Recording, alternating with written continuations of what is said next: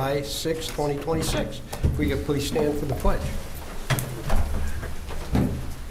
Allegiance to the flag of the United States of America and to the republic for which it stands, one nation, under God, indivisible, with liberty and justice for all.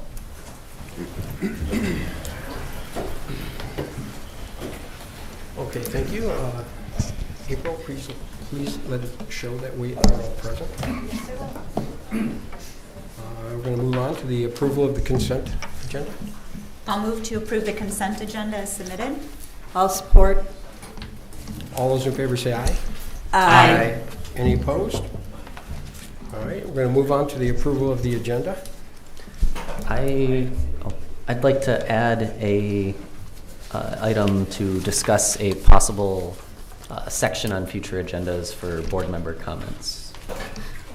All right, you want to add an item? Yeah, I'm sorry, I don't have it in front of me to see which number it should be. It's shuffled out of my order. Okay, so D, yes. So I would move the approval of the agenda with that addition. Okay, I'll support. all right.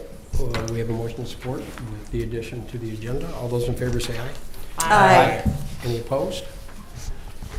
All right, we're going to move on to announcements and communications, and we have one announcement that we're going to have start this process out here. Mr. Carl Town from our Planning Commission, please come on up. Thanks, John. My name is Carl Town, and I'm a member of the Lyon Township Planning Commission. At the end of our May 11th meeting, I made a gesture to signify gasping for air that was meant as a joke about the extensive length of our meeting. I sincerely apologize to anyone I offended with my action. Thank you. Thank you, Carl. All right, anyone else? Anything they'd like to? Sure. One. I believe library board members are here, but the public grand opening is was it next Saturday, the 19th? I want to say for the library. 18th. Sorry, July 18th. Okay. I have one too. Absentee ballots have been mailed to everyone on the permanent absentee list. So if you might not be in town or can't make the 9 days of early voting, please give our office a call or stop in and get an absentee ballot if you need one. I also have one, Jen. Go ahead. Just reminding everybody that I did mail out your tax bill July 1st, so if you did not receive one, please call our office so we can give you one, or if you have any questions about your tax bill. So just let us know. Okay. Okay, Brian, you want to go ahead and give your report? I will, yes. Thank you, John. I've been giving an update on Project Flex and the ongoing revisions to the site plan. The consultant review letters did all go out in the last 2 weeks regarding that, the third submission. We were originally going to hold a meeting next Monday evening to discuss that with the Planning Commission. We are no longer going to be holding that meeting. We are going to, we anticipate that another revision, a fourth revision to that plan set will be coming into the township. So as of now, we're in a bit of a holding pattern until the fourth submission comes back in, and we'll have the consultants review that project when it comes in. Okay. One last follow-up to that. We had modified the agenda a little bit. We will be holding a meeting of the Planning Commission the fourth Monday of this month here in this room. Okay, so the room is now here and not at the school. That fourth Monday, yes, will be the next Planning Commission meeting, and it'll be in this room. Be held here, okay. Does everyone understand that? Did they get that? Nobody? You didn't get that? Okay. The July 13th meeting was going to be held at the South Lyon East High School because it had Project Flex on the agenda, and we wanted to make room for anyone that wanted to come. Project Flex has asked to be taken off the agenda, so now it'll be back here at the room, and they won't be on the agenda. But not on that date. Pardon me? But not on that date. They Oh, we Yes, changed the date. we will not be holding a July Okay, 13th what was the Planning date? Commission Let's meeting. make sure they. It is July 27th. Okay, the July fourth Monday. 27th will be the next Planning Commission meeting. Here. Okay, everybody get that? Quick question. Okay, just real quick, go ahead. Are we going to see the updates on the next revision? Oh, yes, always. Yes, always. Thank you. Okay? All right, any more? Anyone else have anything they'd like to do? I have one announcement that I want to make. We've been having a little bit of colored water coming through the system here lately. And I want to let everyone know that the water is safe. What's happening is that the demand got really, really fast on us. And in the 30 years of the pipe structures, we've had do a lot of iron. A lot of iron is still coated to the outside of these pipes. And when the demand goes high, which it does now and then during the summer, it moves through the pipes at a rapid speed, and sometimes it knocks some of the iron from the pipe. It should clear up very, very quickly. I know we've been answering a lot of calls about the colored water, and the water is tremendous water. It's just that we still have residue in the pipes from years of iron-filled water that was going through these pipes. So anyone that has any questions about that, please call like you have, and Rebecca or Melanie will answer all your questions. They're here to answer them questions. But be assured, the water is very safe, and this is one of the first times that we've had iron water in a while. And our new, I'll talk about that in the reports, but our new system is just about ready to turn on, so it's coming along pretty well. Anyone else? All right, seeing no one, we're going to move to call to the public. Come on up and give your talk, 3 minutes, non-agenda related items. And please keep it within 3 minutes if you could, because we have a lot of people that would like to talk. Come on, Paul. Well, first of all, that didn't seem like a very well sincere apology, and it was long overdue. He should apologize to her face, not to you guys. He didn't do it to you guys. He did it to Amy. Okay. You guys better get used to getting phone calls, because if you cram this down our throats, you're going to get phone calls like crazy because of the noise. You know what you went through with cotton aluminum. You know, this thing should have been a public vote in the first place with this big a project, not by a handful of people trying to decide my destiny. It should have been put to the public vote. And in regards to Wallbridge marketing flyers, hell, I got nothing wrong with my taxes, but I'm sure hell my taxes are probably going to go down once you get in and build, between the noise and the pollution. And in regards to still the fire, if these batteries catch on fire, I don't care what the fire department says. You know, look at the research down in Ohio. They've had a hell of a time. They've had 84 calls in 1 year for overheating and fires. And if it does get shoved down our throat, but in the opposite direction, a bond bigger as cost of the building she put in, that they keep a bond, because after they made their billions and the technology doubles and they walk away, who's going to clean up the mess? They're sure not going to put it in their handbags and take it with them. And back to the same old thing. None of you guys are going to move next to it, but that's why we're here complaining, we'll have to live next to it. And what else? Ditto what everybody said over the last few months. It should have been put to the public with a project this big, and I hope you put something in the ordinance that anything over a certain amount should be put to the public and not built so close to the schools. That was my main concern. All three of my boys went to that school. And I can imagine how the parents feel having their kids at that school, going to have to listen to that sound 24/7, and when the teachers can't teach and the students can't concentrate, you're going to close them? Who's going to pay for a new school? Taxpayers? because I'm sure nobody of you are going to contribute to it. And plus the infrasound. I hope you looked it up. I gave you copies of it. It's real. It's going to mess with your insides when you're close to it. So, see you over in the high school.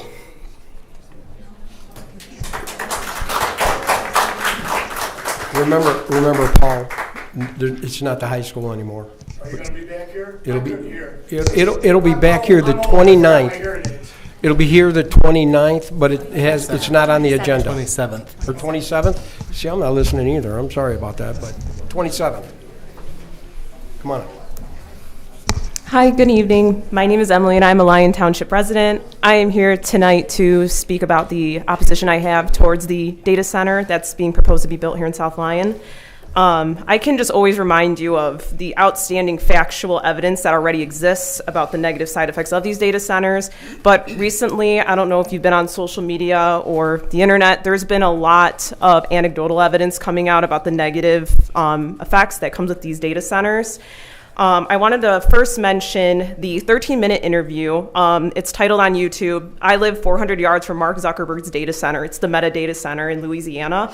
The interview follows retirees Beverly and Jeff and their ongoing struggle with the data center that's only 400 yards from them. Their main complaints were the water pollution, the ongoing sediment that is appearing in their running water. They actually have to buy water from the store to be able to flush their toilets and use their facilities within their home because of the data center having an impact on the water pressure in their home. And again, going back to the sediment that is being produced by this data center. I also want to mention the light pollution that is being produced by the data center that's affecting their lives. They're finding it hard to be able to get a good night's rest because the data center, when it turns, once nighttime comes around, all of the lights flick on and it illuminates their entire house. They can't sleep. They don't have a good quality of life. Another thing I wanted to bring up is the Cyrus One data center in Sterling, Virginia. This interview actually just came out a week or two ago, and these residents live right next door to this data center, and their main complaints was the noise pollution. When the data center was being built, they said that they were going to meet the ordinance, and they went ahead and built it. When the data center first turned on, they turned on all the generators and everything. The noise was well above the ordinance, and the data center's response, which was Cyrus One's response, was, well, it's just because we're turning everything on. Everything's going to be fine. It'll level out in a year. It did not. It is still well above the ordinance, and actually, I believe there's a lawsuit going against the data center as of right now. Either way, what I really wanted to make a point about is whenever you've heard any personal evidence or any experience from someone who lives next to one of these, it's always negative. There are no positives. We don't want one we don't want one right next door to us. We don't want one by the elementary school and it's going to affect all the kids. We don't want one. We don't want one here. It's just not going to be a positive impact for us. And at the end of the day, it's just going to do a lot more harm than it will good. So thank you for your time. I really appreciate it, and have a great night. Thank you. Thanks.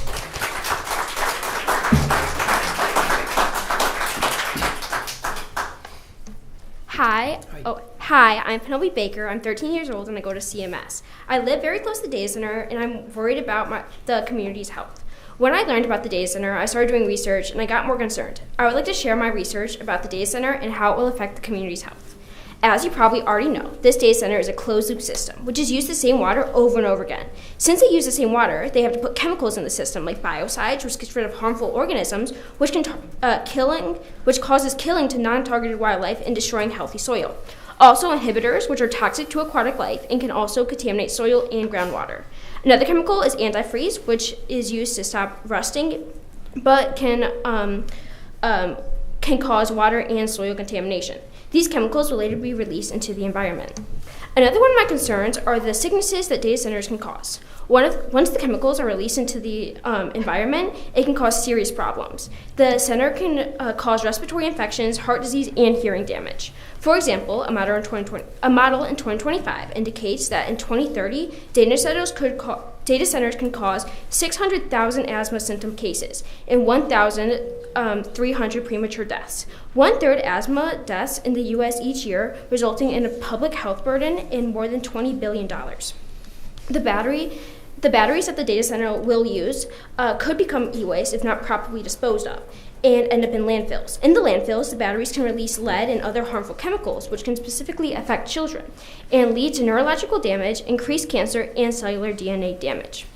How can children be affected by the data center? Children can severely be affected by the AI data center, especially since there are so many neighborhoods where children live and so many schools nearby, also the closest being 0.9 miles away. Since many children's lungs haven't fully developed yet, the chemicals released can affect children's lung growth from the air pollution. The data centers will emit chemicals that can expose nearby areas like schools and neighborhoods with children outside. Since many children have thinner skulls and higher brain water content, the kids' tissues can absorb more wireless radiation. On Vernus's website, Project Flex's website, and the Southline Township website, none of them have any information about the health effect on humans. How can we support this project without knowing the consequences? I'm not willing to put the lives of the children and the communities in danger, and I hope you aren't either. Thank you.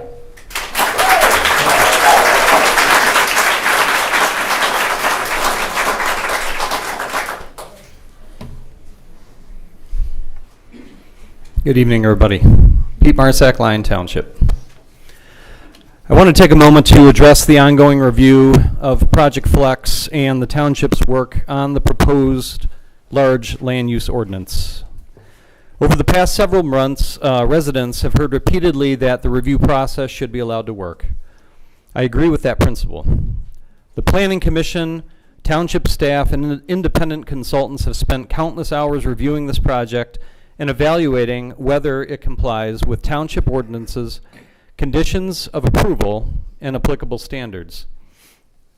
As we've seen from the most recent consultant reviews, there are still significant questions and disagreements regarding compliance. Those issues deserve to be evaluated through our established process based on facts, technical analysis, and the record before the Planning Commission.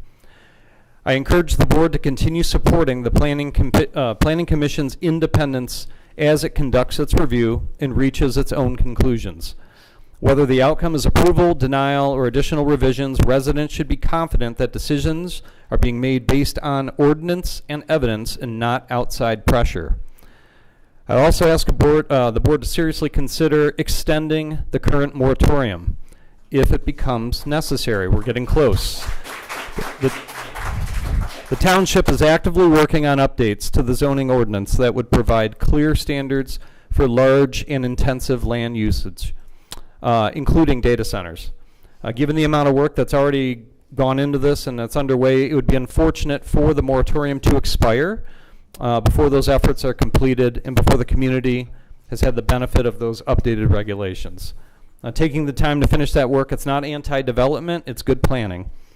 Clear, defensible standards are going to help us. They're going to help future applicants, township staff, and elected officials alike. So thank you all for your time and your continued commitment to following through with this thorough and transparent process. Have a good evening. Thank you.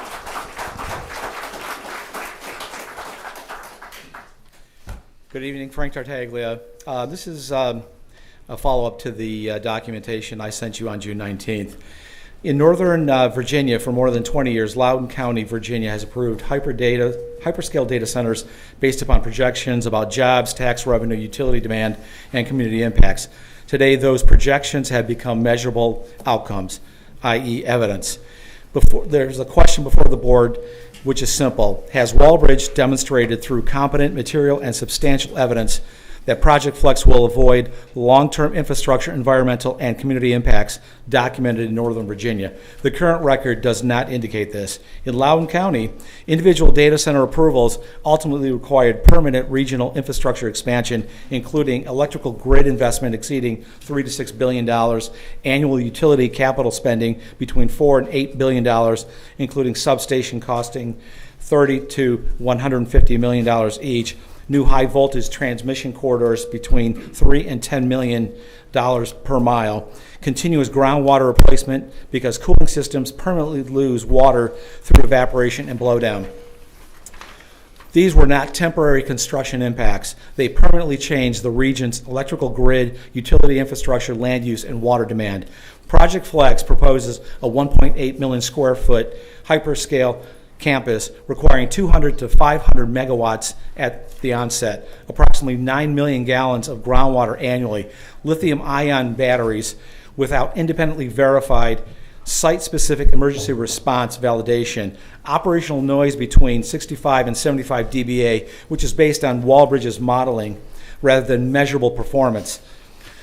The long-term impact, which needs to be identified, will cost and hopefully will not exceed projected economic benefits. The projected tax revenues will offset future public costs. The cooling, battery, and utility systems will perform represented at full build-out. Nearly 45% of Lyon Township residents are 18 or younger and over the age of 60. These population groups are most susceptible, and they depend on reliable utilities, protected groundwater, effective emergency services, and stable residential conditions. The burden of proof rests with Walbridge, not on Lyon Township. Under Michigan Zoning Enablement Act, Lyon Township ordinance approval must be supported by competent material and substantial evidence contained within the administrative record, not projections, not assumptions, not promises.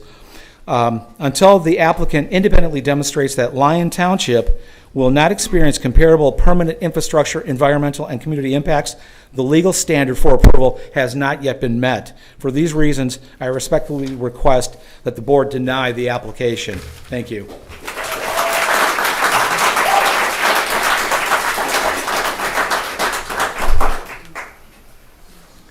Good evening, Jeff Barker, resident in Lyon Township since 2006. First name Geoff, last name Barker, Barker. Along with everybody else's comments, I guess I'm just curious about the timeline for the Project Flex.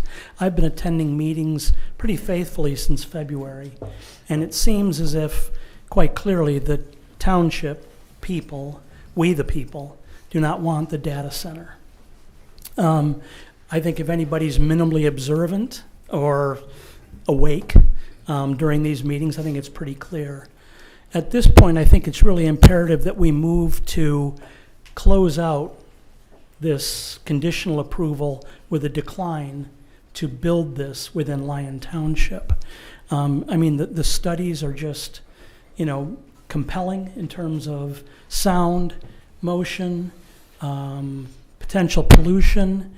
I think that also what I found troubling is there have been additional requests by the township to have additional information generated. I don't think that these requests are arbitrary. It's not like somebody's in a room thinking that people aren't busy enough.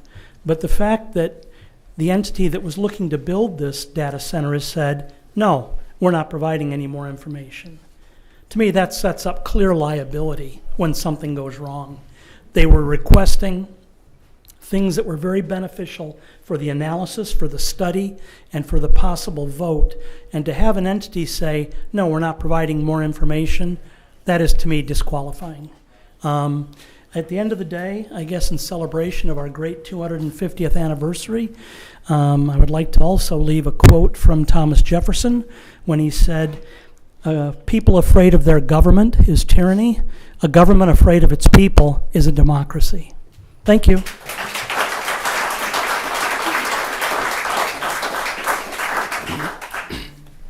Hey guys, I'm sure you're tired of seeing my face. I just wanted to talk a little bit about the KNS study, that follow-up study that was released from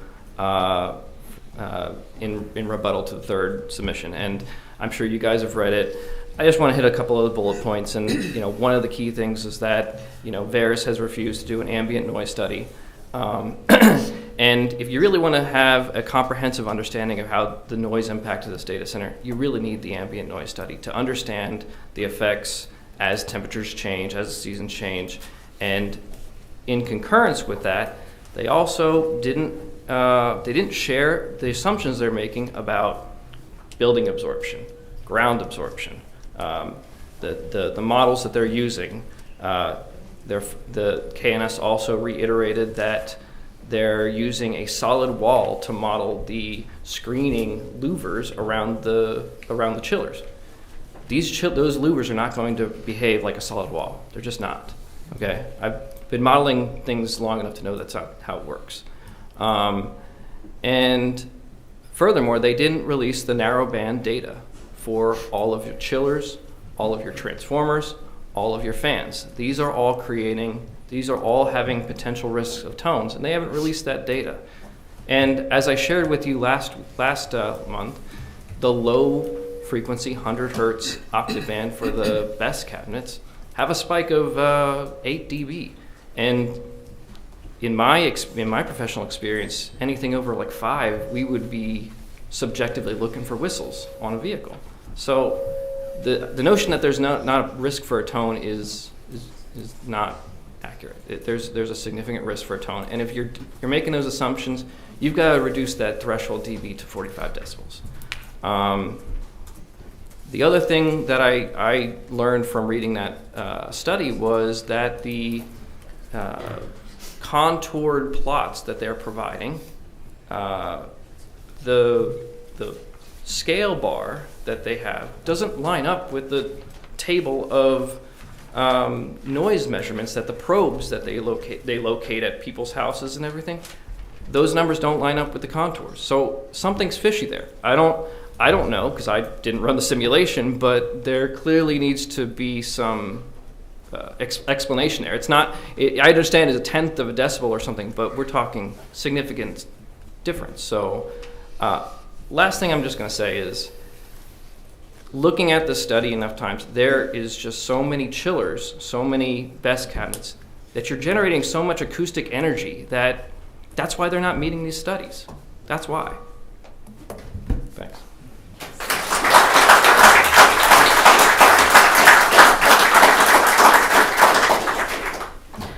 Erica Schott. I live 55001 Lee Road, about a half mile from the data center.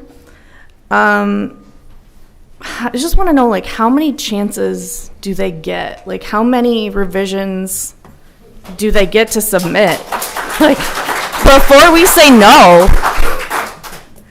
I also this weekend got a chance to hear a recording that my friend took on a golf course while he was golfing 2/3 of a mile from the Dowagiac data center. It made me cry. Knowing that my kids are going to be living and going to school within a half mile of this data center and never have a moment of silence. That's it.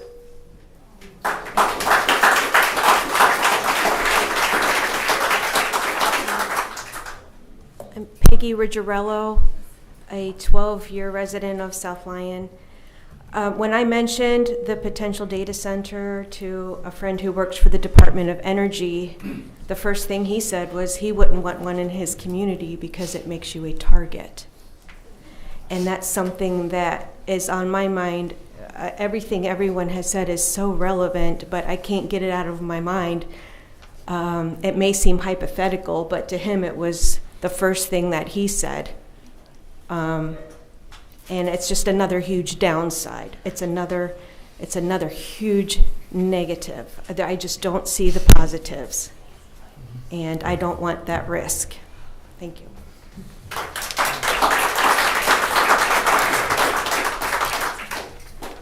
Good evening, ladies and gentlemen.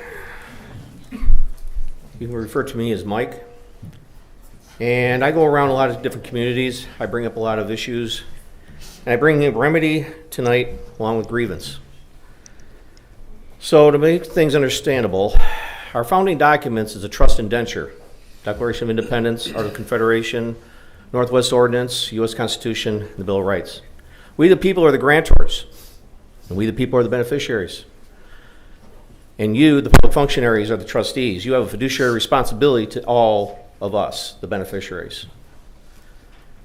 You are also mandated to act de jure at all times. Norton v. Shelby County, 118 U.S. 425 of 1886, and your attorney should take judicial notice.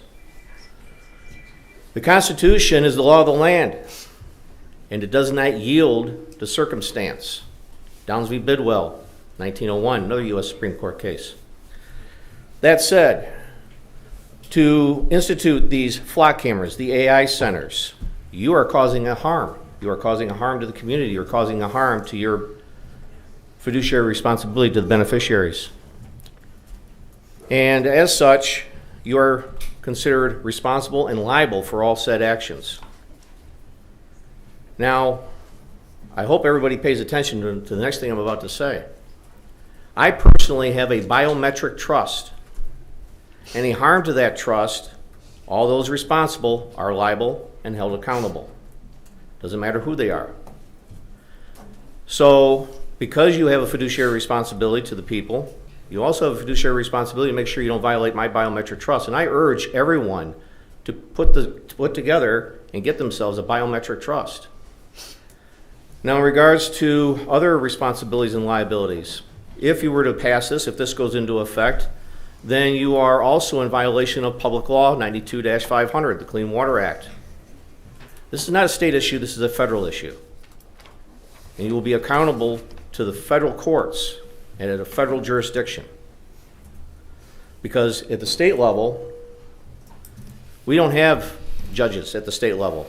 Every judge that I have approached and dealt with does not have a proper oath of office under Article 11, Section 1 of the Michigan Constitution. They're in non-compliance with 5 U.S.C. 3331 and 28 U.S.C. 453 for oaths of office. They do not have an anti-bribery statement. They don't have a foreign agent registration statement. And they do not have a license to practice law, because a license to practice law does not exist. A bar card is not a license. So you're getting bad advice. I suggest you rethink this. Now, I come with a remedy. My remedy is this. I make you the same offer I made Milford and all the other municipalities around here. I will help and assist you in making sure that you're acting and guaranteeing the people a Republican form of government, Article 4, Section 4. And I will do that at no cost to you. All you have to do is reach out and contact me. I'll be happy to help you. My email address is gasdept@att.net. Thank you.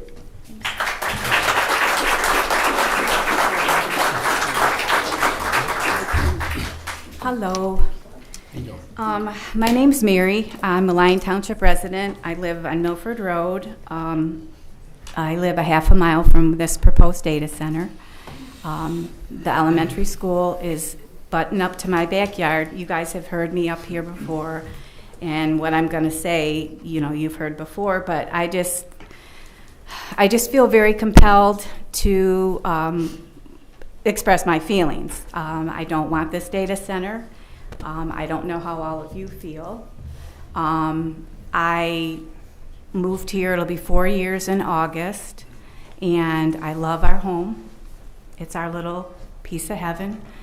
But I don't feel like I can live here if this data center, you know, is built. But then where are we going to go? I feel like they're just inundating Michigan with all these data centers, and if we're moving to Howell or somewhere else, well, they want to build one in Howell. You know, it's like how can we escape this? And it's just really scary. There's just too many risks to the residents, to our environment, to the water usage, electric usage, the noise. I was mentioning to a friend earlier, I don't even like leaving my front door open. I live right on Milford Road, and when the traffic is busy and crazy, it's not peaceful, it's not enjoyable. What is it going to be like if this data center is built? You know, it's like that other person said, there's nothing good. I feel like the only people that are going to make out are the people that are building this, and they're going to get rich, and it's going to be at our expense. It doesn't belong in a residential neighborhood. I know Elon Musk is talking about building them in outer space, you know. China's talking about building them underwater. And you don't know what to believe. You don't know who to trust. It's just very disheartening. And apparently Veris has not met all the requirements and have not given all the information, and you know, they should be treated like everybody else. If they can't meet that, then let's deny it. You know, it's pretty simple. I also would like to request that the moratorium be extended because I think there's just so much research that needs to be done, and this is all so new that I don't think you can get it done by September. So I'm begging you to not pass this because I don't want it to ruin our community. Okay? Thank you.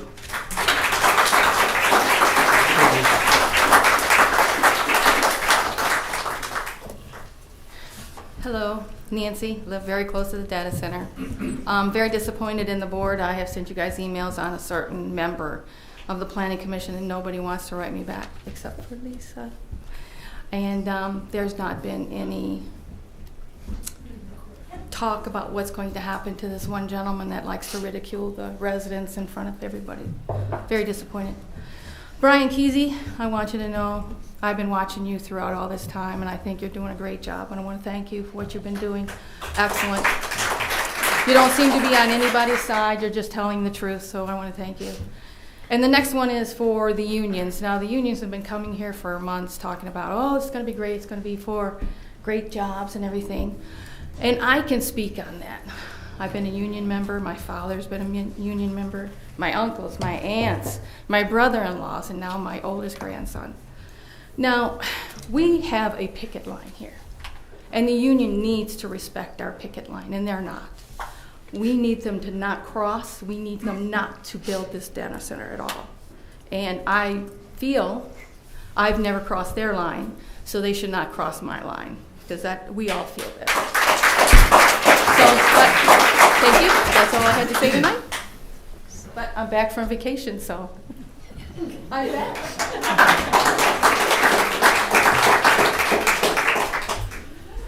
Hi, Mac. I had mentioned last month to extend the moratorium. It's July. I'm mentioning it again. When we first talked about the moratorium back in March, I had said, hey, when it's time to start doing these readings, it's going to happen around the holidays. And I think we're all kind of feeling that squeeze a little bit. There's not a lot of time. We're canceling meetings. People are going in and out for vacation. So this is my request, once again, to extend the moratorium. Brian, you've done a lot of work on it, and it is a great, there's been a lot of great additions, but I know you have a lot of red lines that you're still finishing, especially those around what is the word I'm looking for? The distance that can safely have some of these large land use, especially BESS, which would be nice to have that as well, from residential and from schools. And although it's not in the work, I would also like to request formally that we look into a BESS moratorium, the battery energy storage system moratorium, knowing that they are quite a fire hazard. I know that Lyon Township Fire Department has come and talked about how they can handle these and their capacity to do so. We know that they can put out a single one of these lithium batteries from a car plant, but can they handle these once they're in tens and dozens and hundreds? So can we look at what our ordinances say about BESS and how to safely handle those so that our Lyon Township Fire Department does feel equipped to handle them and that they feel what is a safe number that they can do with the resources they have available. Thank you. And if there's any additions to that, if there's a way to incorporate it into the large land use, or maybe it's its own separate moratorium. That is all. Thank you.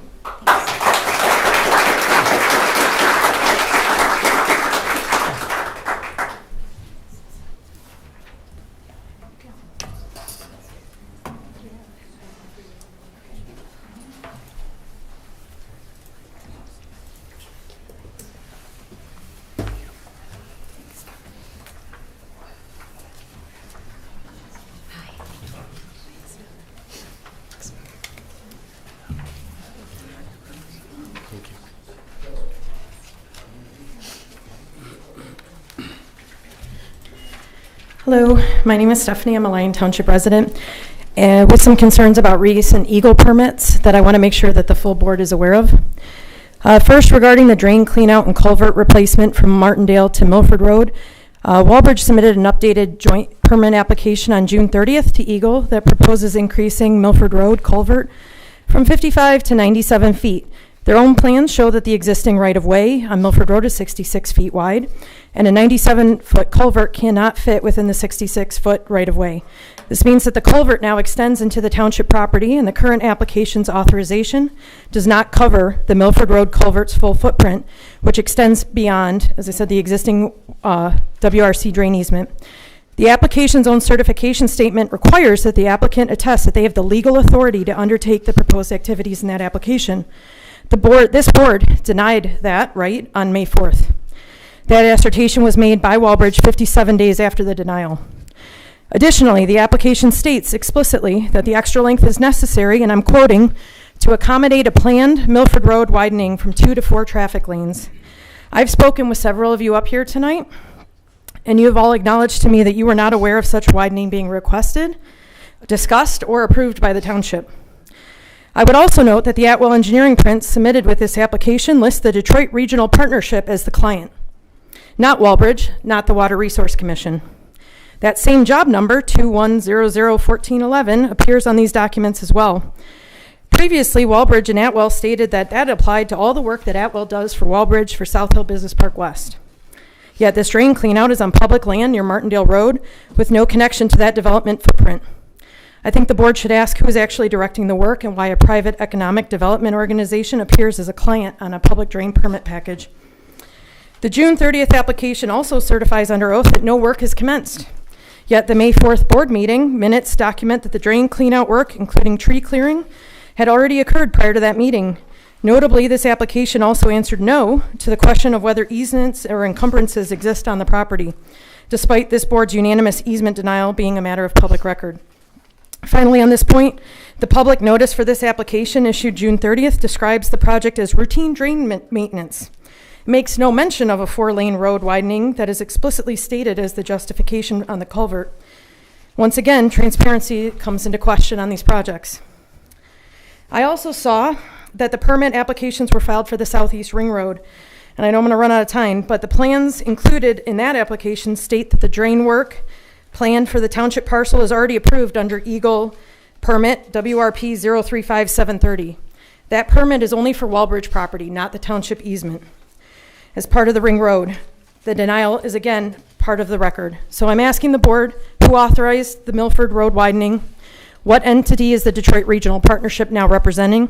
And does the board's current position on easement denial accurately appear in any of the Eagle documentations on the record? I've supplied all of the emails from John Jones at Eagle, the public notice hearing, the board minutes, and the application document with the drawings from CES on the Ring Road and Atwell for the drain application in the packet I provided you tonight for the public record. Thank you.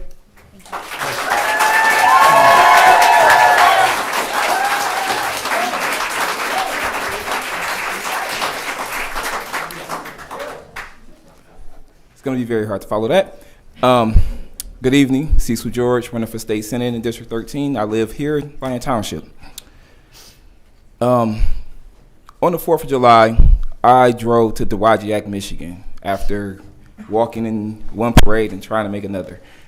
So I went out there to see what it was like to celebrate a holiday next to a data center. This is the noise you hear. 1 second.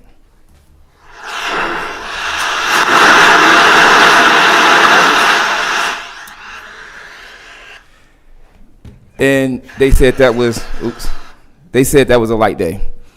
They said there was no one working at the facility that day. It was still clocking about 50 dBAs. As I was out there, I talked to some residents.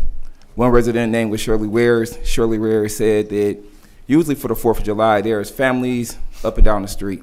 While I was there, I could drive blocks before I could see families come outside. She said no one wants to hear the noise. She said no one wants to come around. She said her kids doesn't even want to come around for holidays anymore. She said that they're going to put their house up for sale just to see if it's going to sell, but a lawyer already told them that it probably wouldn't. I talked to the man whose house is literally 150 feet away from the data center. He said that his bills have doubled. His water bill and his electricity bill and his gas bill all doubled. He said that he can't tell the difference between the noise anymore because he's right next to it. There's people who's here tonight who live yards away from where the data center will be. If they cannot meet the noise ordinance, I don't believe that they should be able to build. We are here to stand with you. As a state senator, I will be here to stand with you guys. If they're gonna sue, let them. People are here to fight with you, to help you. We do not want to deal with what these people in Dowagiac, Michigan is deal with. They already filed a class action lawsuit. I also went and ate at a restaurant. I was very hungry, and I talked to a waitress. He said the water is coming out yellow, and they're on city water. She said it started after the data center got there because of all the water that it pulls. We don't need that. The wells don't need that. Our city water doesn't need that. And I'm just hoping you do the right thing tonight and stick to your guns. Let them sue. We're here. We're going to fight for you. Once I'm elected, I'll be trying to fight for you. I will do my best to put in regulations to hold people like them at bay. That's all I really have to say.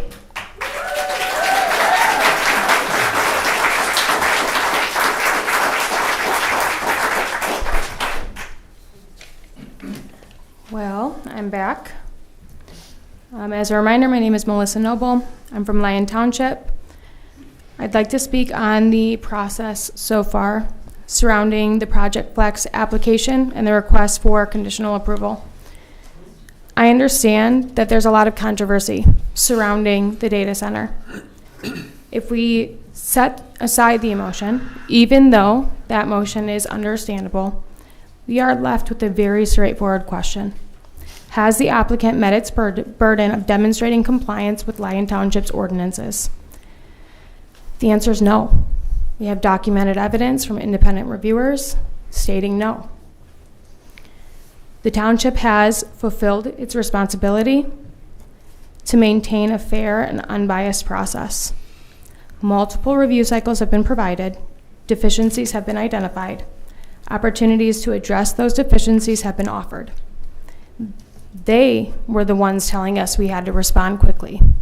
They were the ones that were forcing us to the table. Now all of a sudden we don't need to go to the table anymore. It's important to remember that the burden to prove compliance belongs to the applicant. Throughout this process, reviewers have repeatedly identified deficiencies and unresolved compliance concerns. Rather than fully addressing these concerns, they respond by simply denying they exist and engaging in a campaign of misdirection. I received a flyer in the mail today that states it was updated in June 2026. What stands out to me is that they had already received review comments in May, identifying non-compliance concerns. Yet this flyer states that the site design was developed with the Lyon Township Fire Department to ensure full emergency access and describes the noise study as verified and compliant. That's not very truthful. They refuse to meaningfully engage with the review comments, ignore known deficiencies, advance positions with flyers that are unsupported by the record, and attempt to circumvent a fair review process.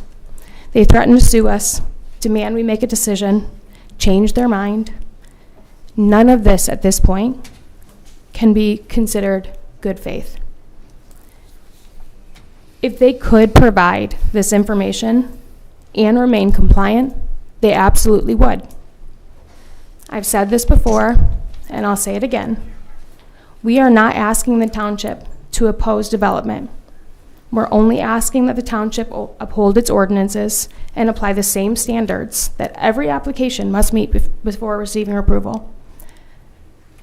And then the only thing I really want to say is that I recently learned that we are the only data center proposal in a downtown district. I think that says something. Thank you.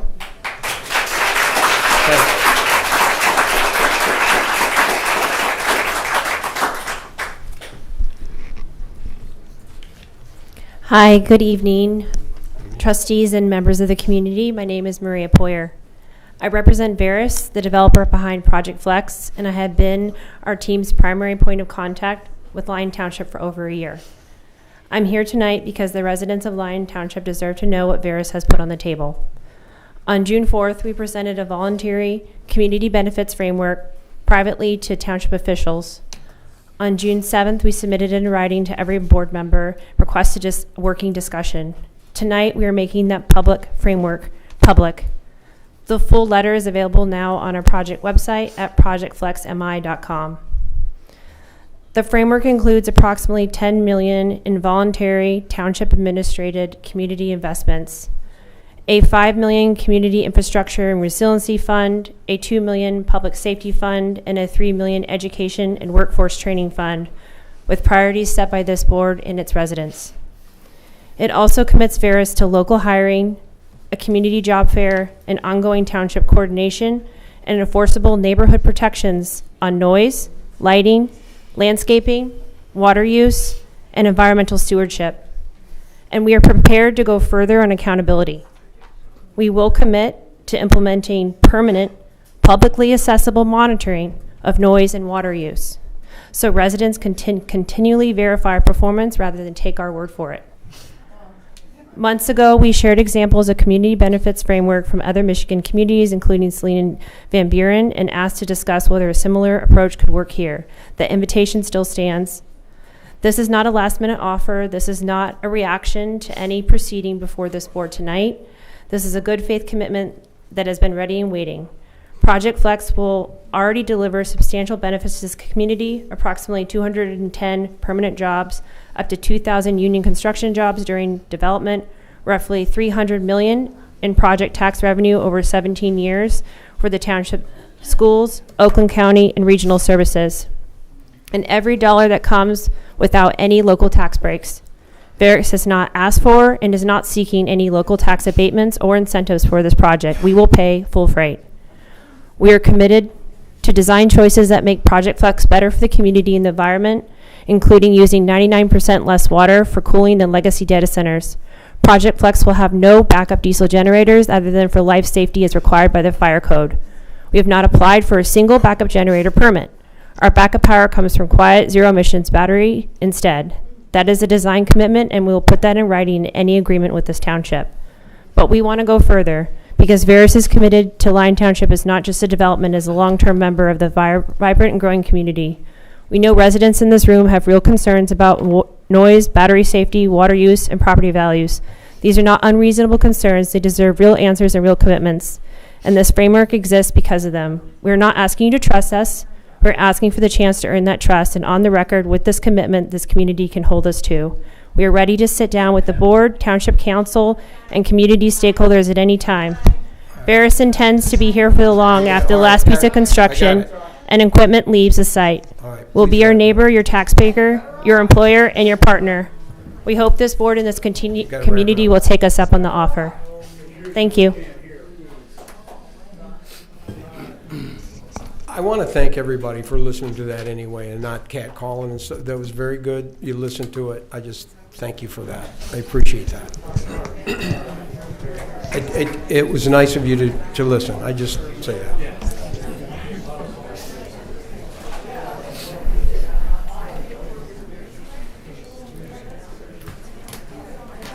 Well, it does sound like it's all about the money. A lot of money. Over 17 years, and there's no guarantee they'll be even here for 17 years. They could be here 5 or 6 years before it's obsolete, but hey. So we're already got some brown water. It's not going to get any cooler. It's just going to get warmer. And if right now that data center was running, we'd probably be in trouble with water. We'd be having more brown water and being told we can't water our lawns. Power outage. Again, the storms. You guys must have been praying really hard the other night that it swung around us and didn't wipe out half of the trees we've got. And our power stayed on. It's been out 3 times though. Someone said, how can we escape this? I know how. You just say no. That's all you have to say is no. They don't want to comply. They throw all these goodies out to us so they don't have to comply on promises. And then what are we going to do once it doesn't work? They're just promises. And that's all it is. I really just want you to say no. Just stop the craziness. Let us all go back to our lives. They can go find another spot, and they can put their data center someplace else. And maybe they'll think about it.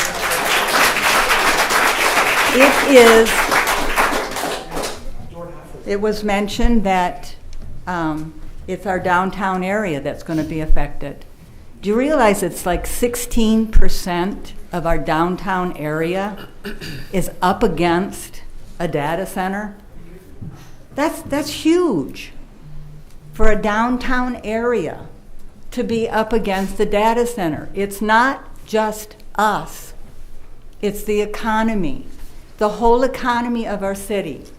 When it starts snowballing, instead of building it with all the work that the DDA is trying to do to make it a cute little town, it's just going to snowball it right into the ground, and property, not just our houses, but the property that you guys have all been trying to sell for years now is going to be worthless.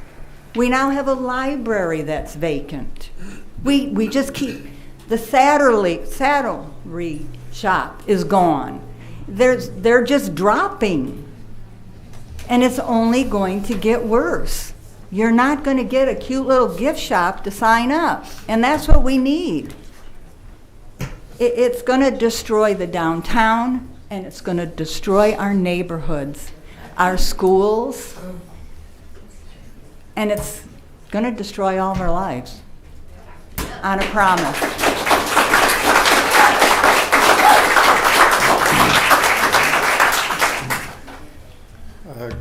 Good evening. I'm Alex. I live close by. I look around, I know I'm one of the younger people that showed up tonight, and I think that tells you something.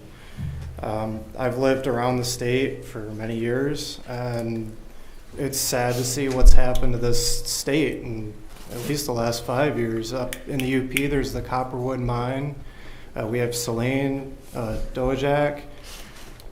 Everything's up for sale in this state, and there seems to be no repercussions. I mean, this country was founded on throwing tea in the harbor, saying we're done with this. I mean, we just got done with 4th of July. I mean, we're Americans. We used to stand on principles, but now everything's up for sale.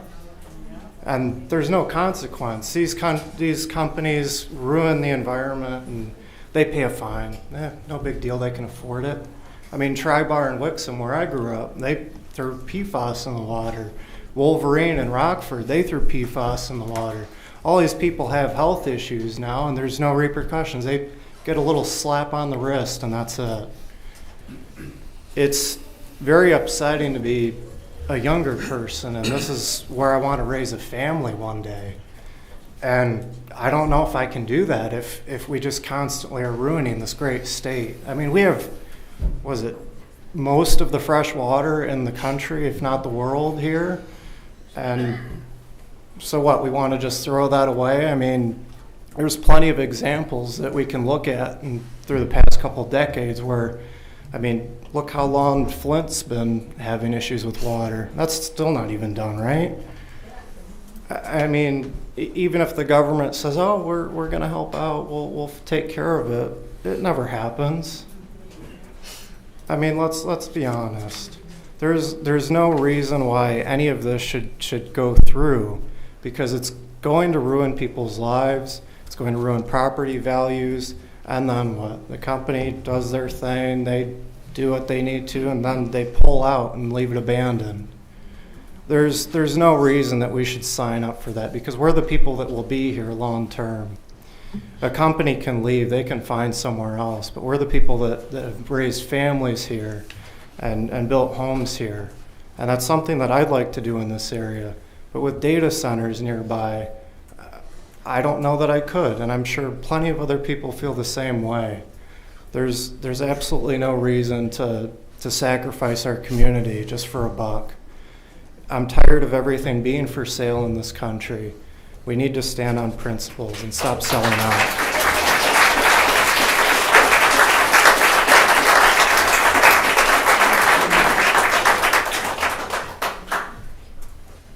I got a background in the military. I was in for a while.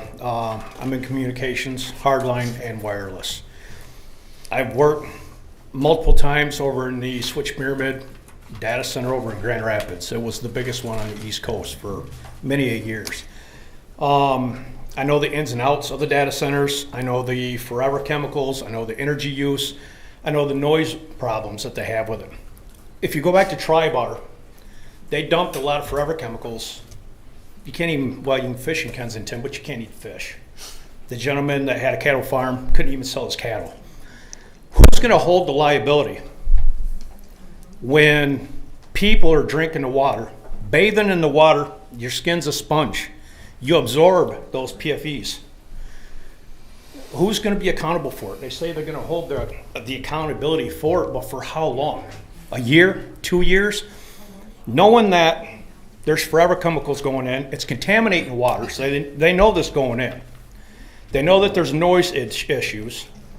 They know there's all these things, but there's money behind it that's motivating. But when you really look at it, and this is from a legal point of view, even a lawful point of view, they have an intent to push it regardless of the harm that it will create to the people. 3 elements of a crime. Now you can identify with this. The 3 elements of a crime is, one is a corpus delicti, which is to cause somebody harm. Another one is to violate the rights, and another one is to cause personal loss. Well, we have the right to clean water. They're violating our rights. We have the right to be healthy without harm. And we also have the right to go through and sell our properties and hold property value. So if I have a house that's worth $800,000 now, they put the center in, what's the value of the house? Who's going to eat the loss? Are they going to go through and cover everybody's loss on the property? Are they going to cover my doctor bills from the forever chemicals?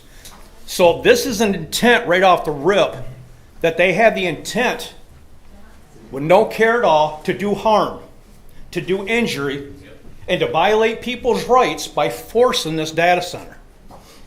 And for you guys to side with them, and I'm not saying that any of y'all are siding with them, but if you choose to, then it's conspiring.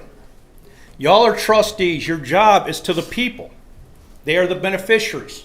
They are also the grantors. You can read the Michigan Constitution for that, the preamble.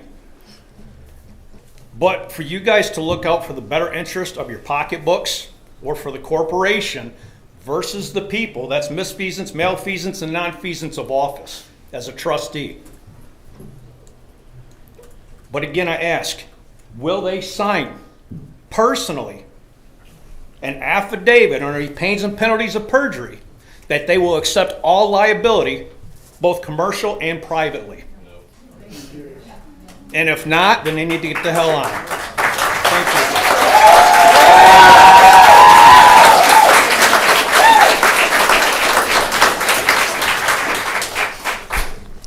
Hi, Leanne Roy.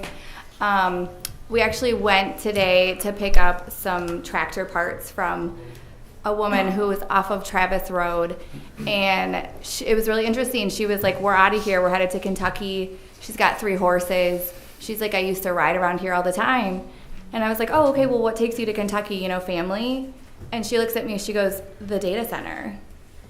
And it was appalling that that was the reason why someone is moving. She sold her house 30 days ago. She gave it 45 days out. Beautiful horse farm, beautiful property. She rescues wild Mustangs, and she's gone because of the data center. It just felt like the reality of this situation and of what the residents really want. They talk about being good neighbors. I have chickens and I give my neighbors eggs.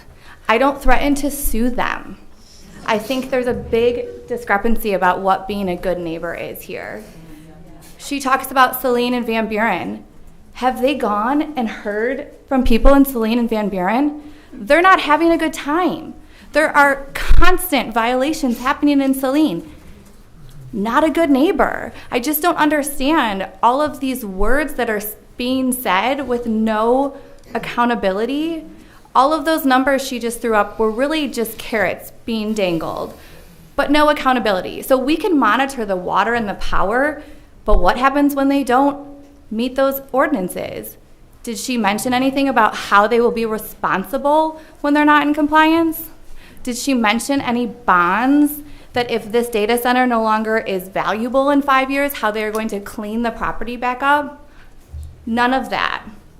Please, I beg you to listen to their words, but see their actions. It has been proven time and time again that they will not be good neighbors. We do not want them in Lyon Township. Thank you.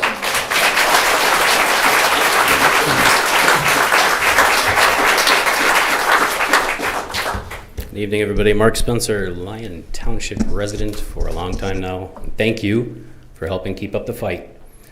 We heard a lot of interesting marketing in the last couple of days. Keep up the fight. No favors. Dismiss the threats. Please don't forget that there was a threat put on our table.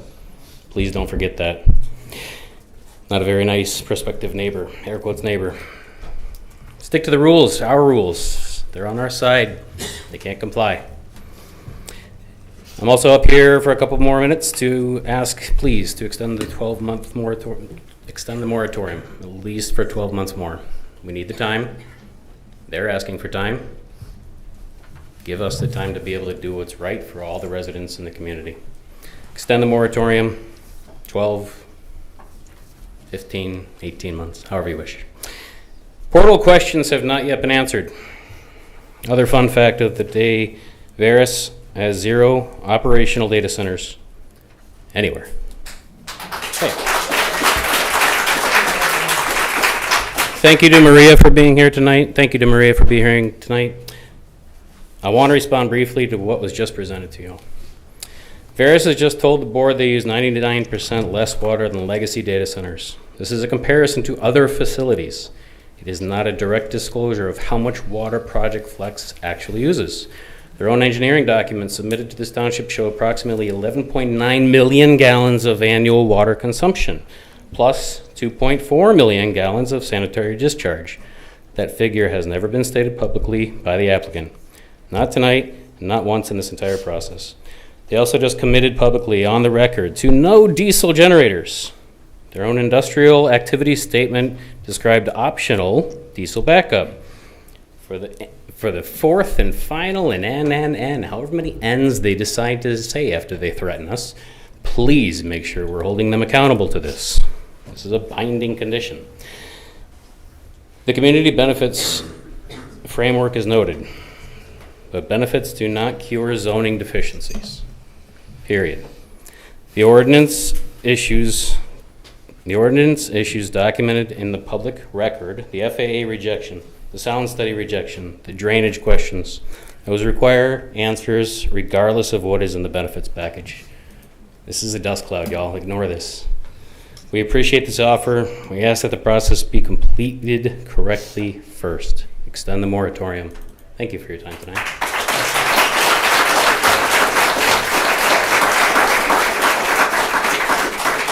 Hello, my name's Kelly Sullivan. I live in New Hudson. Kids in my neighborhood go to Dolson Elementary. I want to keep reminding people, Dolson Elementary has lots of kids and staff there. I wasn't going to talk today, but I feel like I've just had a slap right across the face. Hearing that Veris has informed the board of the carrots they're going to dangle in front of them for more cash to go ahead and approve this. And then at 6 o'clock tonight, Cranes published an article online with the headline about our data center. At 6 o'clock tonight, we're all here in a meeting.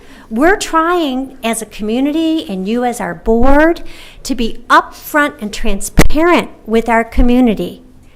And They sit here and listen to people in tears, because they're concerned about their own health, their safety, the value of their property. Okay, we just had a resident come up to talk about how Veris and Walbridge keeps on trying to redirect us in different ways. The dangling of this cash is just another way to redirect us from the fact that they have not met the ordinances of our township.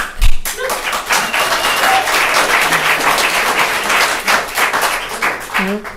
We don't want their money. We do not. We want the community that we move to so that we can have our children and grandchildren grow up here and enjoy our town. Thank you.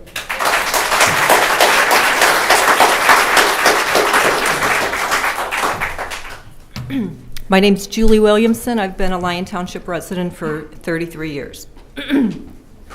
Veris threatened a lawsuit without meeting our requirements if this data center was not approved by X date.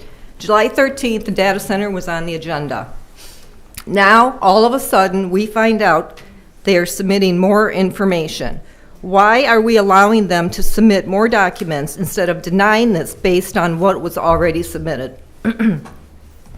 Also, they are trying to influence our community by sponsoring a downtown South Lyon event. A California company sponsoring our local events has one goal, and it is to try and influence so they can get this data center in and make big money at any cost.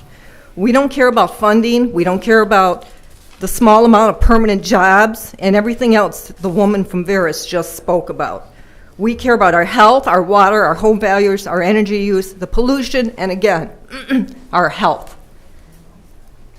For them, it's only about money, and that is what they care about.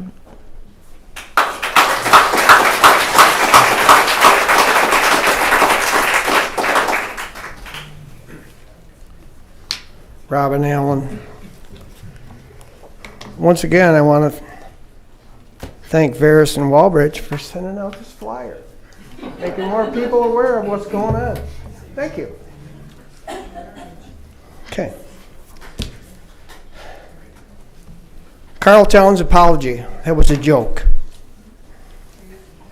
He's been up here at numerous planning commission meetings, smirking at the residents, laughing at the residents, and he finally got caught on recording, doing the gag sign. He should be removed from office. Okay. Next thing. DDA meeting last month was not posted on the township's website. That's against the Open Meetings Act.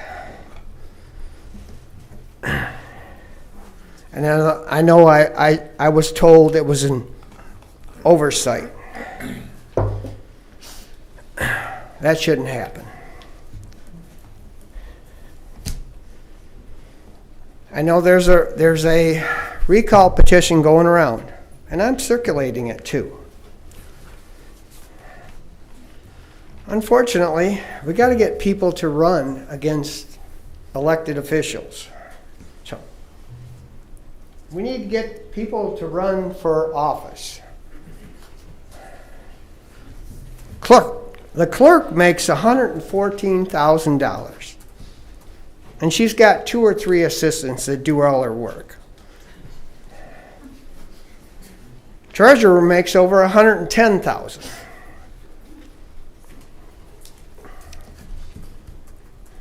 And I'm not saying I'm against the supervisor, but supervisor makes over $90,000.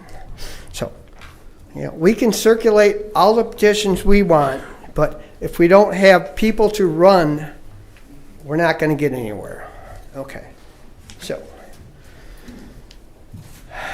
another thing.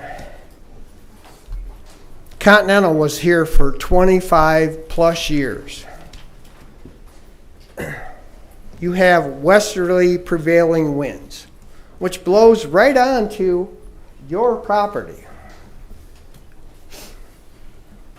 So, and I already know the answer to the question, but has anybody ever had a study done or gone over there and did soil testing to find out if that's a polluted brownfield. If Walbridge's property is a polluted brownfield. I'm sure it is. So, one more thing. When Lanny Young was a supervisor, before John, you done a great job. And we were fighting Continental. He told me personally, because I own the property right next to Continental. He told me it was only a paper loss until you tried to sell your property. So, Robin, I hate to say this. Everybody here that owns property in the township, it's only a paper loss if they get approved. Okay?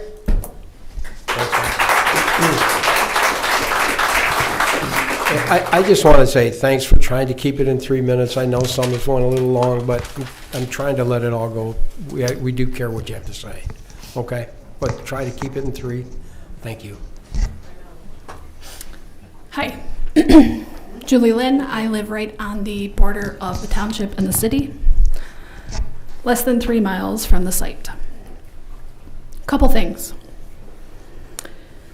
If Ferris submitted a letter to the township on June 7th, I would like to know why it was not shared on the website.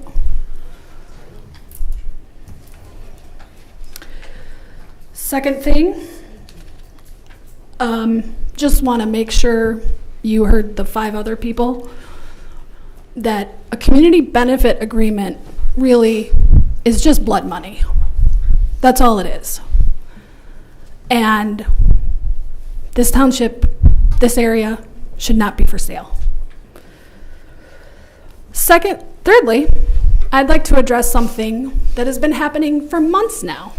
And since the center of all of this debate lies with the Planning Commission, I would like to know why, for at least 6 months, one commissioner has not made an appearance. His name is Ron Pennington.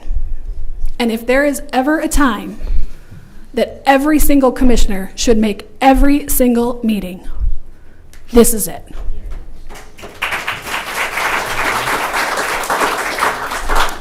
Lyon Township Ordinance says that a commissioner can be removed for malfeasance, nonfeasance. It seems to me that shirking the duty that you have, even if you're a volunteer, definitely qualifies as nonfeasance. I'm no attorney. But not showing up for your job at such a critical time is an issue, and I would love to hear what this body plans to do about it. I think we'd all like to hear about that. Thank you.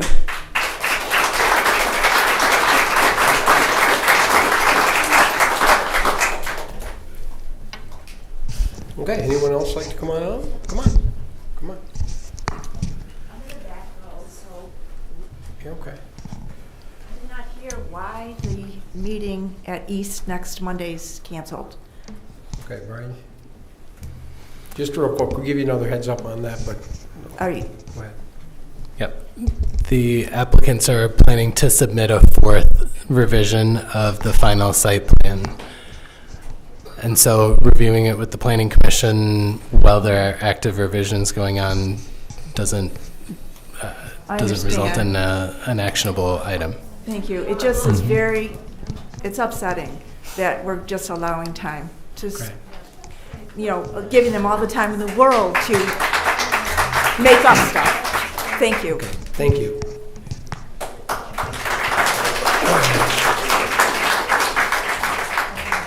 John, one question. Who required or requested to have the meeting canceled at the high school and have it here? What's that? Who requested? No, they choice was that? So they asked to be taken off of the agenda for the Planning Commission. They asked to be taken off. So when they asked to be taken off, the only reason we had the high school was because of the amount of people that it could generate. So we wanted to make sure that everybody had room if they wanted to come. And that's the only reason. And now that they've been taken off the agenda, we can host it here in the building. Well, just, I found a new It'll be the location. 27th, yeah, because, Walbridge and Flex. They can all move to BFE. yeah, they're not on the agenda the 27th. It'll be a different agenda. They will not be on it. Just so you know. Okay. I'm getting out of whack here by talking. Okay. So the All right. Okay. data center is not on the agenda for the 27th? No, it's not on the agenda the 27th. Okay. Anyone else like to come on up? Can I ask a question? So, Okay. We don't get into a back and forth in the public comment. I'm very sorry about that. I just wanted to ask, when we get to make a when the planning board makes a determination, enough's enough. Yeah. Or does Walbridge say when enough? No. Okay. All right. We got one more. You want to come on up? Come on up. Come on. You're good. My name's Diane Link. I've been here many times before. I live off of Kent Lake Road. And I don't have anything relatively new to say tonight other than I feel like all the other people do. This is dragging on. Maybe it's not to you, but the preliminary approval went so fast. And now to get to the point where we can say, no, it seems like we're not controlling. Also, I give the woman from Veris credit for coming up here, but it feels like we're being bribed. And I don't like that feeling at all. And I had mentioned before that as a nurse I worked on product evaluation. And it was the same thing there. There were people who came in and made promises, and you had to have integrity to say, listen, I'm not going to be bribed, and we should do the same thing here. The board should, the trustees should, everybody should, so we can have trust. I mean, the flyers that they're sending out talking about all this money, I agree with other people. We've all seen people go bankrupt and leave, and who's holding the bag? We are. I mean, we moved here, my nieces live here, their kids go to the schools here. I want this to be a good community for them. When I'm no longer here, I want it to still be here and be a good community. And right now, I don't feel that way. I want it to be a good place for the kids who come after us. So that's all I want to say. And I agree to extend the moratorium. You've heard that before, but I think we should. Thank you. Thank you. If you guys see me brush my eye, I got an eyelash or something in there. I have to say that because I know you think my eye is really killing me. Okay, go ahead. I'm sorry. You're okay. I'm Vanessa Torres. I'm from South Lyon, or live in South Lyon. I literally rushed here today, drove like a bat out of hell, and ran in, so forgive the out of breath. I couldn't believe getting some texts and getting online and seeing what was offered tonight. $10 million in a community fund, one time, $10 million is chump change. Chump change and insulting. Where are they? Where are they? Here we go. CNBC, May 20th, 2026. Anthropic set to hit $10.9 billion in revenue second quarter. Do you know how much $10 million is out of that? Less than 0.1%. They probably have people on payroll making $10 million a year, and they think they're going to buy this community for that amount. That is incredible that they would dare to even bring that to the table. The other thing that is incredible is that they sent a letter June 7th. Man, we FOIA this office constantly trying to get information out of people. And some of us talk to you on the sides, get calls in. You have our numbers. Nobody thought to go to Facebook and say, hey, Veris is going to sweeten the deal. You guys might want to know about this. You waited till today so they could set up their PR for it. How dare you? Do you want to be recalled? It sounds like it.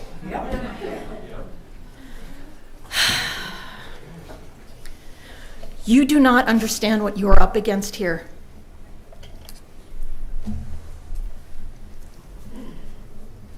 You have got to fight back against this wave. It's going to change all of your lives. None of you make the kind of money that the people they care about make. You will get bulldozed. You'll just get bulldozed last.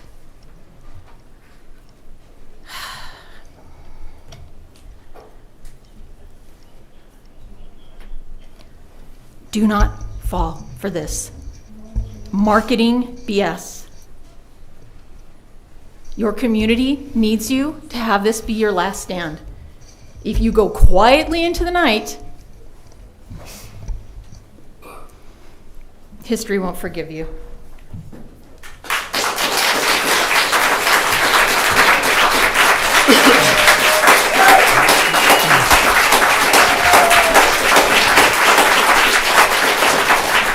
Okay, anyone else want to come on up? Nobody? Okay, we're going to move on. We're going to close call the public, move on to reports, and the first one is DDA.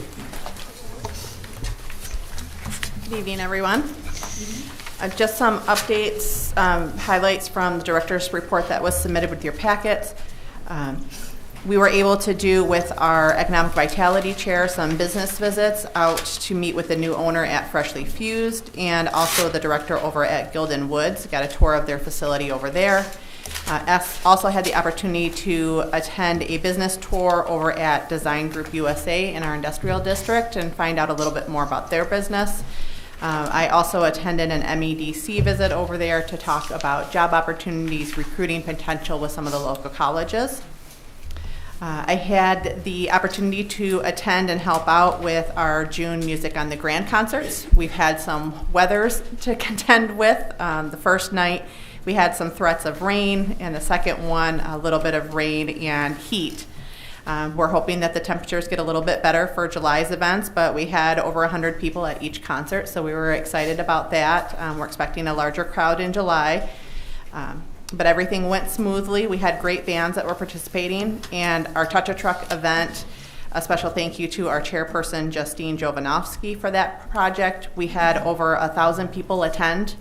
It was jam-packed. We had about 30 vendors that participated. Most all were local. We had a couple out of the area, but it was a great time. We thank Oakland County for their RAP grant that provided a climbing wall for the kids out there, and to all the people that helped us out with this, and the participation from the fire department, the local police departments. Also, I had the opportunity with about 6 of our DDA board members and volunteers to attend the Main Street Oakland County Awards program this year. The DDA was made aware that they will be receiving a $20,000 Main Street Momentum Rural Hub grant. And this is in partnership with the Ralph C. Wilson Jr. Foundation, and that can be used for a variety of different projects within the next 2 years. So we've been guaranteed that amount. We just have to decide what projects we want to submit that for. So we're looking forward to initiating a few new programs in the next couple of years. The work for the New Hudson Road abandonment, the petition was officially submitted to the Oakland County Circuit Court, so we're waiting to find out when we're going to be on a hearing schedule for that, so I'll keep you updated.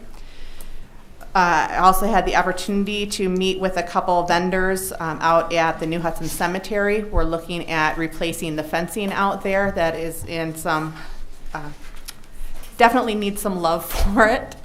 So we're getting some quotes sent in to us and hope to be able to do that project either this year or early next year.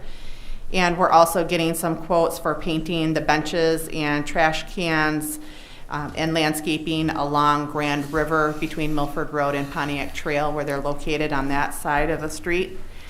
Our DDA Executive Board is going to be researching some additional financial policies to put into place for next year. We'll also be meeting with the Sidewalk Committee in the next week or two to discuss some strategic connection locations for 2027. And we're finalizing the installation of an irrigation system at the public parking lot downtown. So we're going to be investing some money into landscaping and really getting that looking nice for the next year. And then finally, we do have our additional July dates for our Music on the Grand coming up. The next one will be this Wednesday at 6 p.m. And then we also have one on the 22nd this year. So are there any questions with that report? Okay. Thank you, everyone. Thanks, Amy. Thanks, Amy. Chief, anything tonight? Good evening. Fire prevention for the month of June did 27 inspections totaling just over 692,000 square feet, bringing the year-to-date total to 117 117 inspections and 3.8 million square feet. On average, our firefighters trained 10 hours per member this past month, and this month's training is going to focus on pump operations on our fire trucks. Run numbers are up 104 from this time last year. June of last year, we were at 940 at the end of the month. This year, we are 1,044. And if you guys didn't notice, the station concrete work is completed, and it looks wonderful at both buildings. So if you get a chance, slide by and take a look at it. Any questions? Thank you. Steve. The concrete does look good, too, by the way. Okay, Sheriff, Sergeant?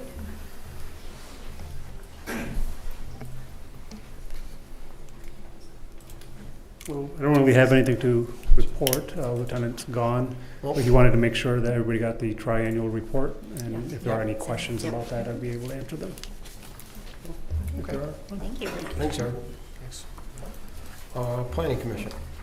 Okay, we had our regular Planning Commission meeting. It was Monday, June 8th. We held 3 public hearings. One was, I hope I say his name right, Brian, you might have to help me, Jay Gendria. They are the property owner at 25060 Milford Road. They're asking for a special land use for a cultural center, and the Planning Commission felt that there was not enough information, and they tabled that. We had a SG Business Plaza LLC, which is on our agenda for tonight, and that was actually, it was a planning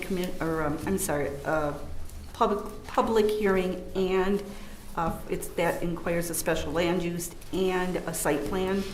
The Planning Commission recommended denial for the special land use, but took no action on the site plan because they wanted it to come to the township board first. Okay, and then our last one was quadrants. We tabled that until, and that was the design group, and there's a little thing about our road that goes into our water treatment plant, and that was tabled until that is resolved with the Township Water Committee. And the last thing was the large land use, which Leslie gave us a good update in her comments for that. And also Brian, Leslie, and Deb are going to convene and review some of the changes and what we have already and bring it back to the Planning Commission. So, and I believe they probably are definitely going to do the moratorium. I think that will be on our August meeting, extend it. And that concludes my report. There's any questions? Moving on to ZBA. Well, hold on to your hats. We have a ZBA meeting on the 20th. I know, it's super exciting. We have one item, and I just wanted to remind our residents that as the Zoning Board of Appeals, we do not establish zoning. We only deal with an applicant seeking relief for a particular ordinance. So our body is not responsible for setting up zoning districts or anything of that matter. But please come and enjoy our ZBA meeting on the 20th at 6 p.m. Lyon Township Municipal Hall. Thanks, Lisa. Appreciate it. You bet. Anybody want any other details? Building Department, Tony, anything? Good evening. Not a lot to report from the building department. It's mostly business as usual, but I would like to inform everyone, because I think we've had some inquiries. The pedestrian bridge at the new library property, the reason it's not open is the ramp between the bridge and the road there was installed slightly out of tolerance. So it's actually a really tight fit there to make it comply and not make it too steep. Well, there's that, so it's being reconstructed, but also we are installing a couple of safety devices there so that we don't get any kids with momentum going down the ramp and into the road. So that's why it's not open just yet. Okay, well, it's a good reason not to open it. Okay, any questions, Tony?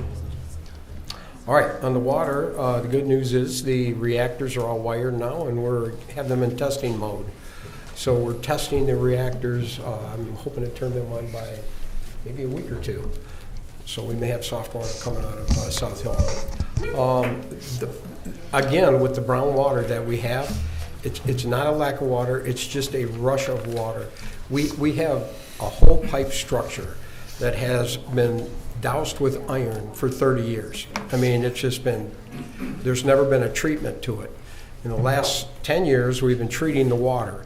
And anytime there's a rush of water, it'll shake them pipes up a little bit, and then you're gonna get a little bit of brown water here and there. And again, it's safe, it's just iron. But we have been delivering such really nice water that it's really unusual to see that come through. And if you remember, before 2018, this was an everyday deal. The water was brown always. Oh, it was more brown than not. So we really have a great system, and it's really, really producing some really quality water. Once our South Hill reactor goes into function, we're going to put our water for try to win we're going to try to win an award for the best water. And it comes on. It actually, we did it when our first reactors went on, and we took the water out of Woodwind, and we come into 5th place. So I think once we get this one turned on, and we get us a really good soft water, it's going to be amazing. And I'm just going to tell everybody in this room, I am so proud of our water system. It was a very large project. A few of you have went out, and I've gotten you on tours of it. I know one of them is standing in here, and it's a very impressive and very proud of it. And I always take anybody who wants to go, if they give me a call and give me a little bit of time, I'll always take them on a tour, especially if they're hooked to our water, because they'll be very impressed when they go through the plants and see what we've accomplished. So very proud of it, and this water will clear up very quickly. It's just a surge of water that happened over a couple days. It will clear up. Probably it's already clear. I mean, it'll go quick. Any questions? Okay, then we're going to close the reports, and we're going to move on to unfinished business. And the first item is to consider adoption of Cattails Preserve, formerly known as Cattails Cove, plan development. This is a final review, AP 22-64. Brian, do you want to open that up, or is that I can, yes. So this would be your second reading of the ordinance for Cattails Preserve. This is the single-family residential project that would be developing Cattails Golf Course.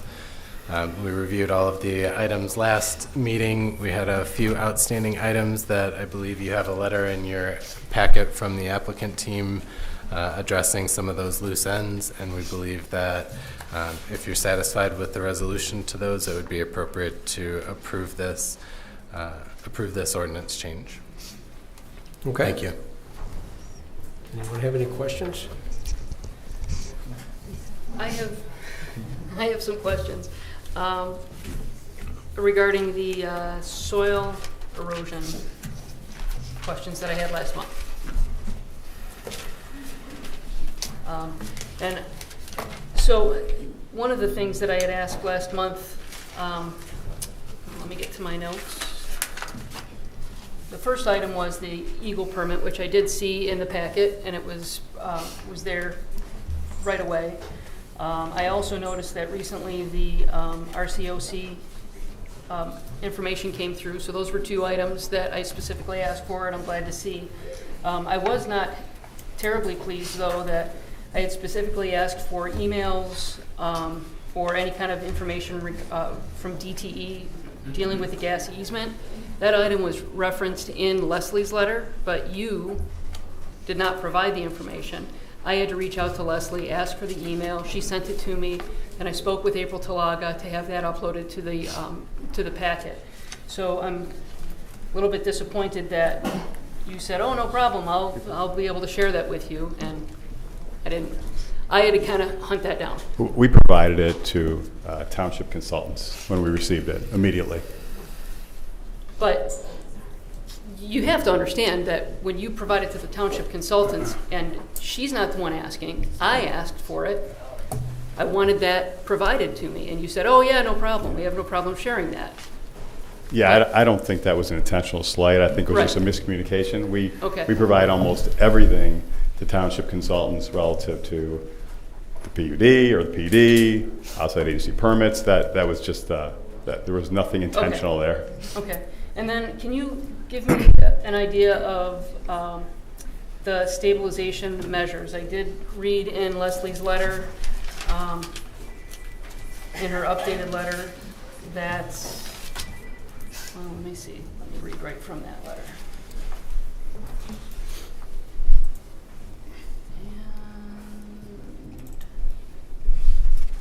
She has written that the soil erosion control plan does include enhanced sedimentation controls, including erosion control blankets along steep slope areas. But last month I asked you for for the information regarding which particular sites, and I don't have that information. Like which sites were problematic and what was going to be done for that.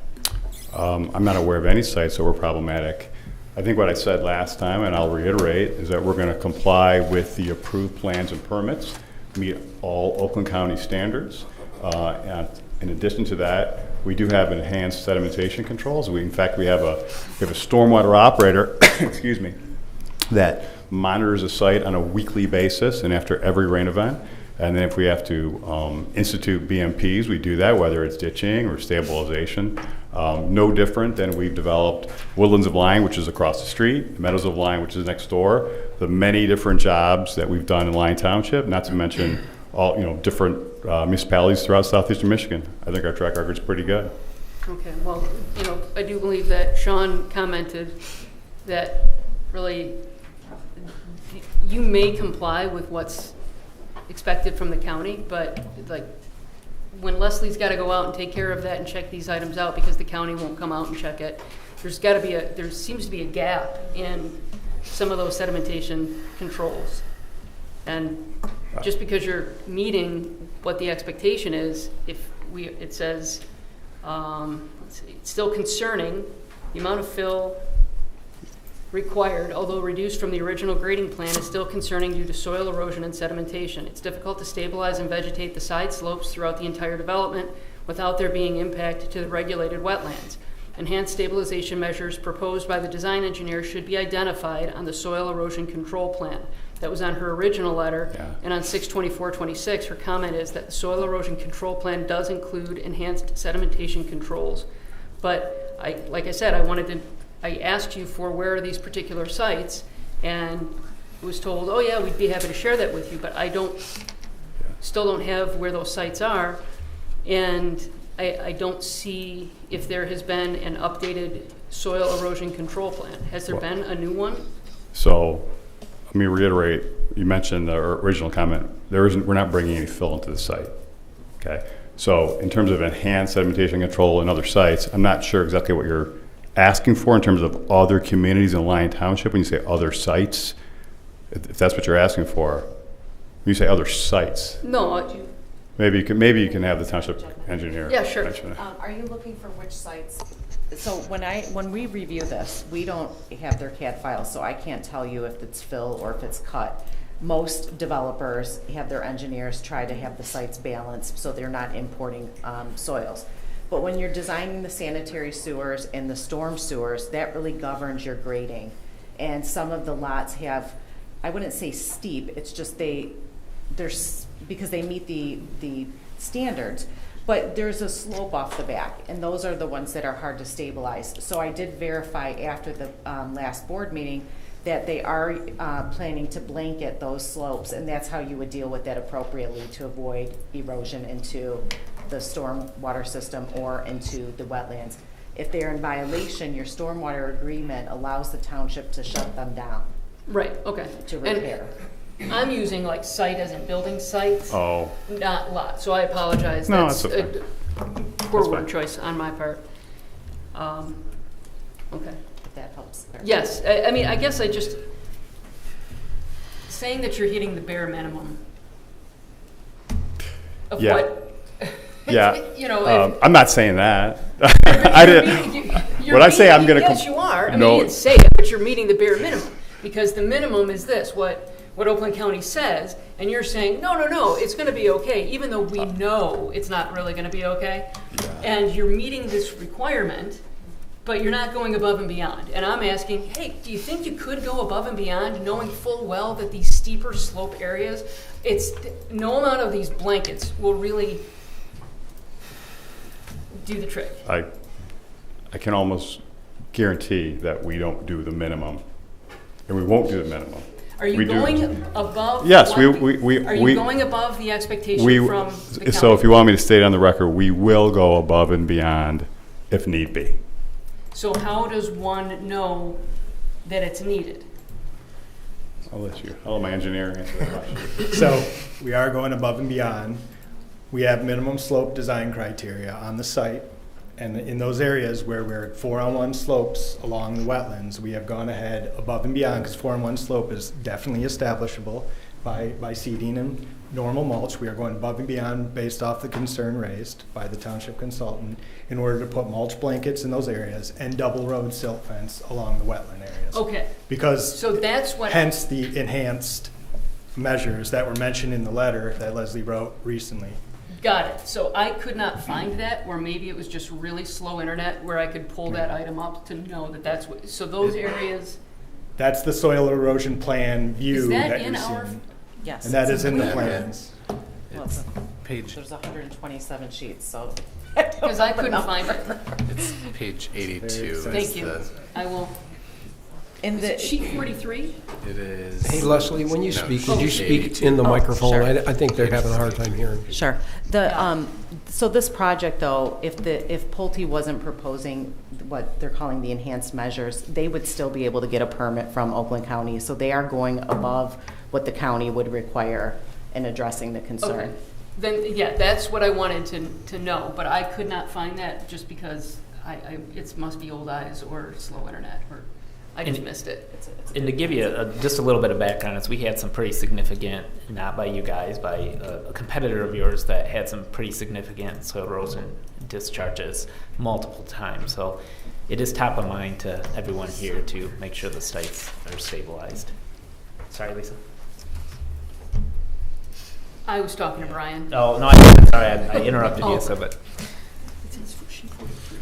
I have a quick question. About a week ago, we all received an email from a resident questioning whether or not you were cooperating with the data purveyor to put best cabinets in any of these houses to basically form some sort of a network on a smaller scale for a data storage center type thing. Not that I'm aware of, no. No, not that you're aware of, or no? We don't do that. So I don't know where they're getting that information from. I'm not saying that you are. I just Yeah. want to know on the record that that's not happening. That's not happening. Okay. Yep, we all had the same question. We all got the email, and yeah, it was a news article. I think it was Pulte and NVIDIA were partnering on potentially having, I don't know if you call it mini data centers, but basically stuff for each home. Yeah, and no. pay the homeowners a stipend for it. So. So sorry, I just have some clarification. So I think I have found where the issue is.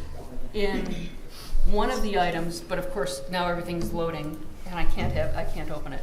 One of the items refers to the soil erosion and sedimentation control plan on sheet 43, but that's actually page 43 of the PDF, not sheet 43. So wherever that is, can we at least like kind of cross-check to make sure that, or to explain that?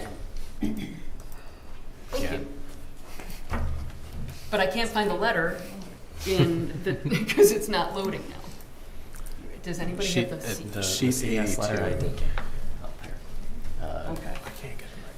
That I'm sure could be dealt with later. I don't want to hold up a whole lot of time, but somewhere there is, it says sheet 43 when it should say sheet 83, but it was referring to page 43 of the PDF. So, just so I understand, you want us to reconcile something on sheet 43 relative to the enhanced sedimentation controls? Is that what you're asking? I mean, we can do that. This is the wrong plans. John, our computers down here are not connecting to the servers. Anyone else having an issue with the computer not connecting to the server? Nothing's loading right now for me, so Yeah, I that's- can't. Half of the documents that- you click on right now in the packet are just spinning. So. I'm pretty sure it's just an issue of clarifying that when it refers to, in whatever letter I read online, it says that it's sheet 43 soil erosion and sedimentation control plan. But it's actually page 43 in the PDF. Okay. Sheet 82 in the plan set. So that's where the confusion was, and I think it might be in the second item down in the packet, just because that's my second comment to myself. So I went from top to bottom. So whatever is that. I trust that you and Leslie and Brian can figure that part out.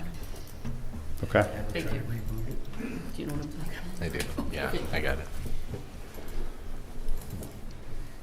And I have no more comments because I can't read anything. Are you having problems too? No, Do nothing's loading. we want to try to reboot it? No, I can reboot this. Okay. So, I guess. Can I comment as you then? Oh, no, you're gonna reboot. Yeah. I thought you had to reboot. All right. Well, while that's happening, I want to clarify that I'm reading the documents right. I got on another piece of this. Leslie, in your letter, you stated that the plans had been submitted to RCOC for the mid-block crossing. I think I see their approval of it in the packet after your letter, but I just want to make sure that I'm reading that right. They were approved. Okay, so that will go in as part of this project. Correct.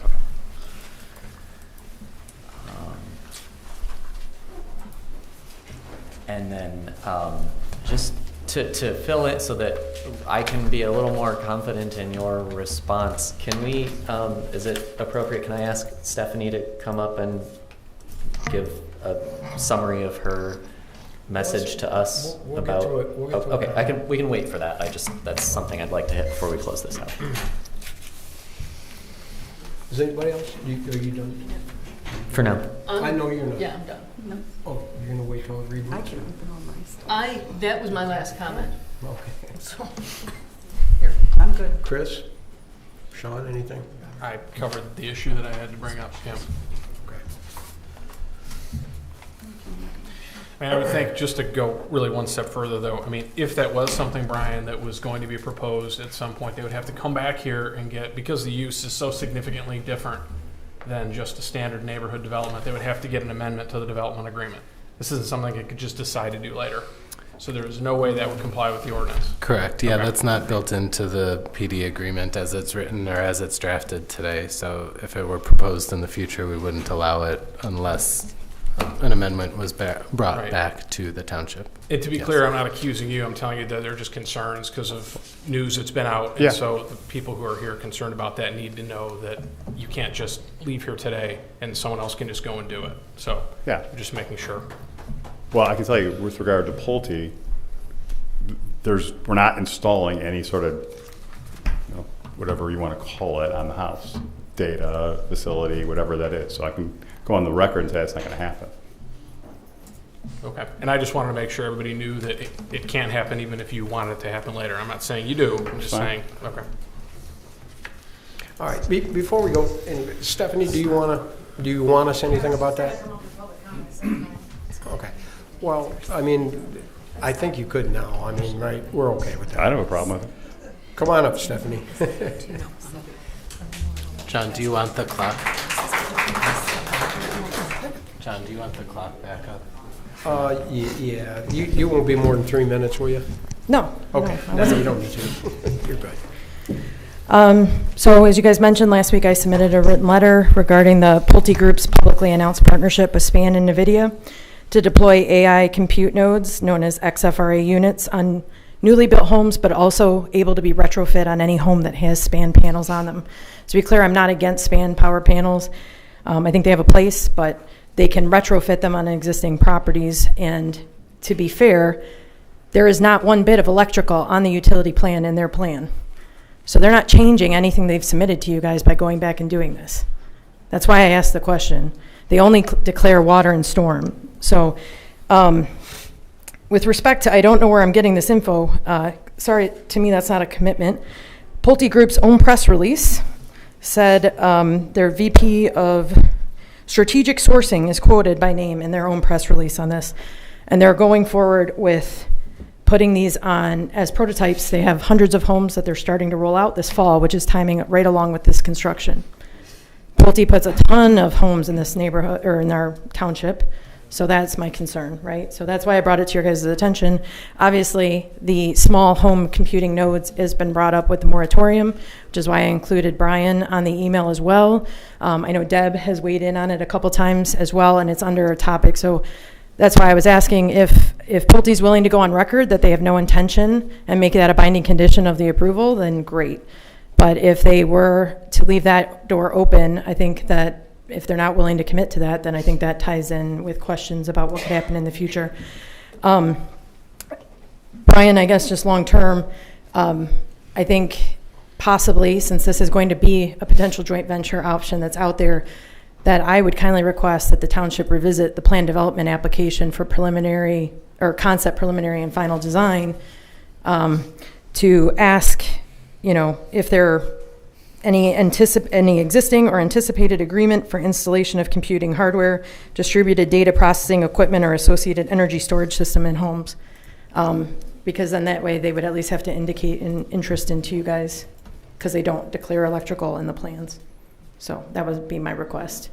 And I know HOA plans, I live in a Pulte sub. I know how much control I had over my house for the first 6 years I lived there. And it wasn't much, so that's why I'm just asking for the consideration. Thank you. Do you have a problem putting that in there? Well, I'm sorry, no problem with what? To eliminate that? Do you have any problem just eliminating that from your PD? I mean, it's not in there now, right?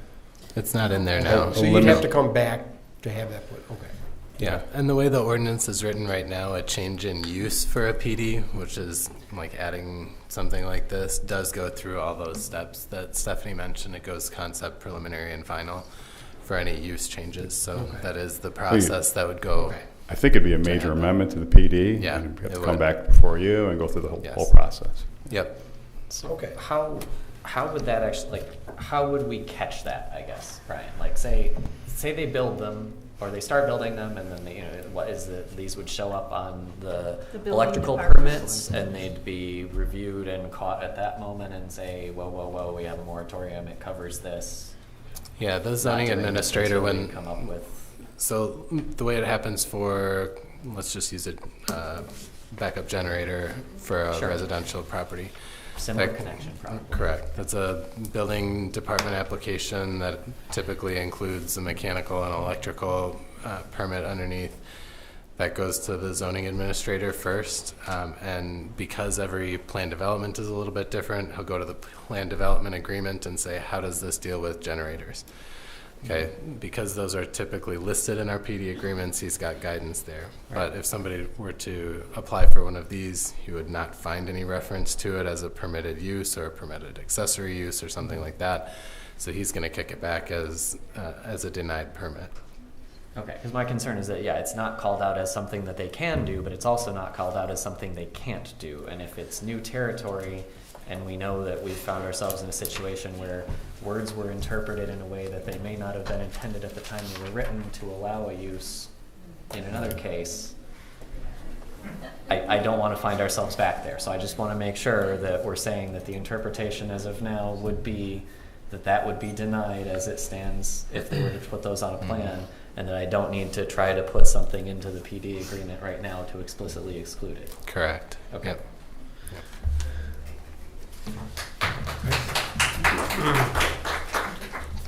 Okay, anyone else have anything? Sorry, just one other thing. My letter was not included in the consent agenda, was received and filed, so I did want to ask if another be put on. Okay, we'll do that. Thank you. You got that? Okay, we'll get that in. Okay, anyone else? Somebody want to make a motion? I'll make a motion to approve AP 22-64, requiring compliance with all the review letters and comments, and also acknowledging on the record that our discussion tonight regarding span and best cabinets and panels is kind of noted for the record as not being a part of their project now and will not be in the future. I'll support. Okay.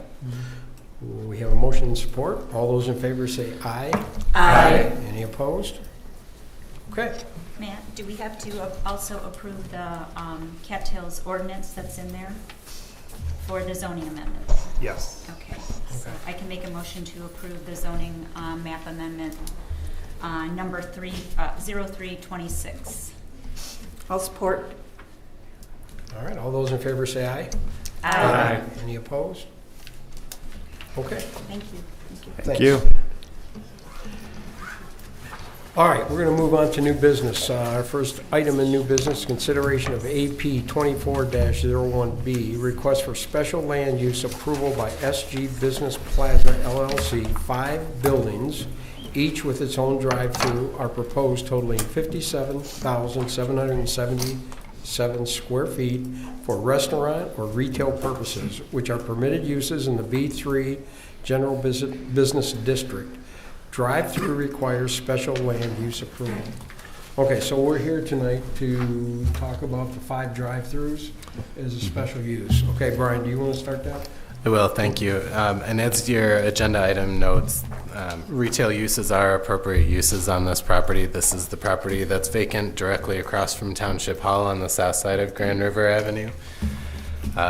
The Planning Commission reviewed the site plan.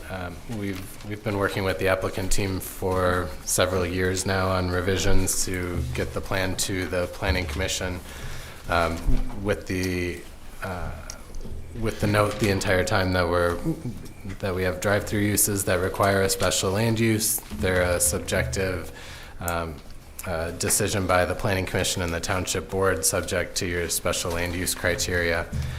So the Planning Commission did hold the public hearing for this item in June. There were several residents voicing opposition, specifically for lighting concerns. Thank you.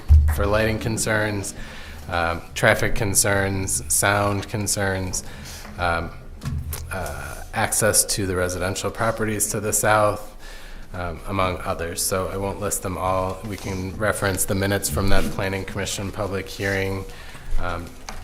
However, the end result was the Planning Commission did not take any action on the site plan itself.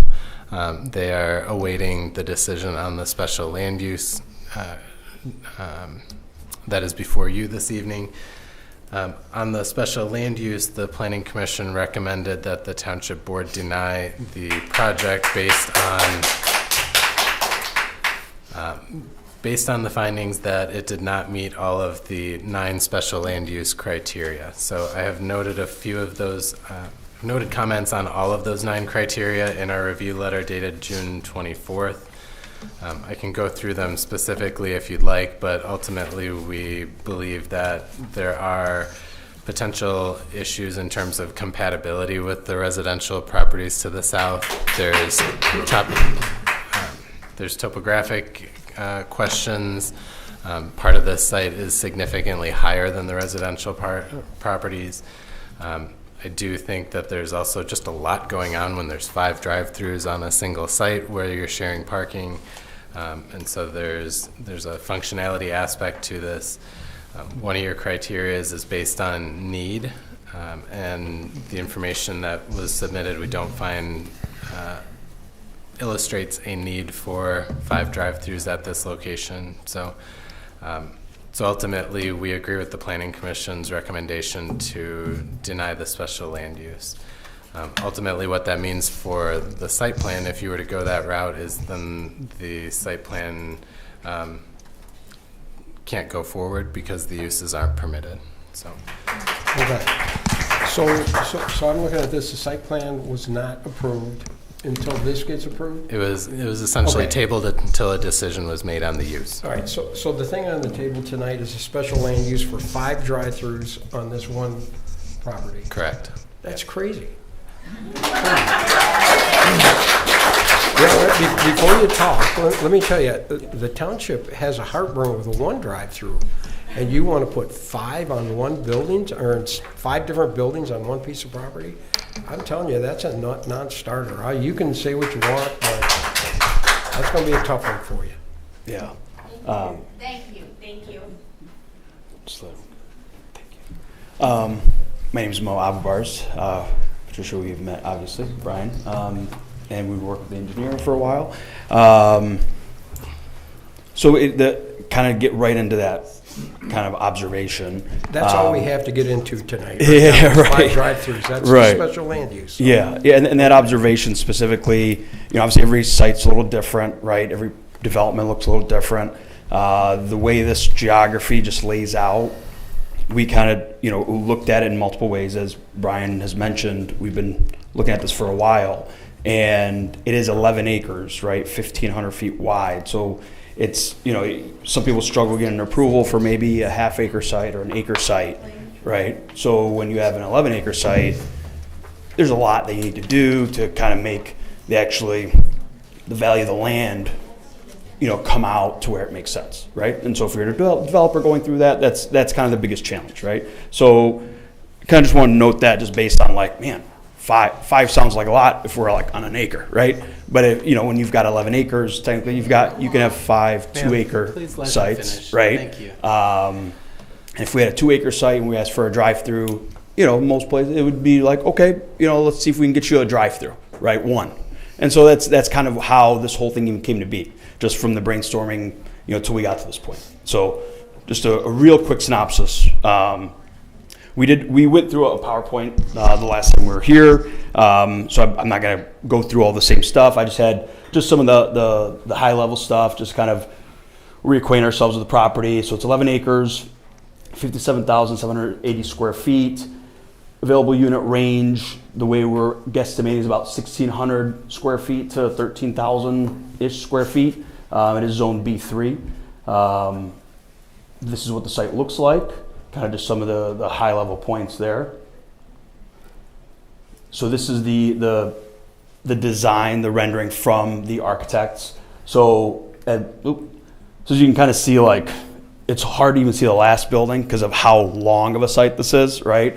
It's not like we're condensing a bunch of drive-throughs on 300 feet. So there's about 300 feet between each drive-through. So again, just kind of setting the setting a little bit more. You can kind of see a car coming out here all the way at the bottom left.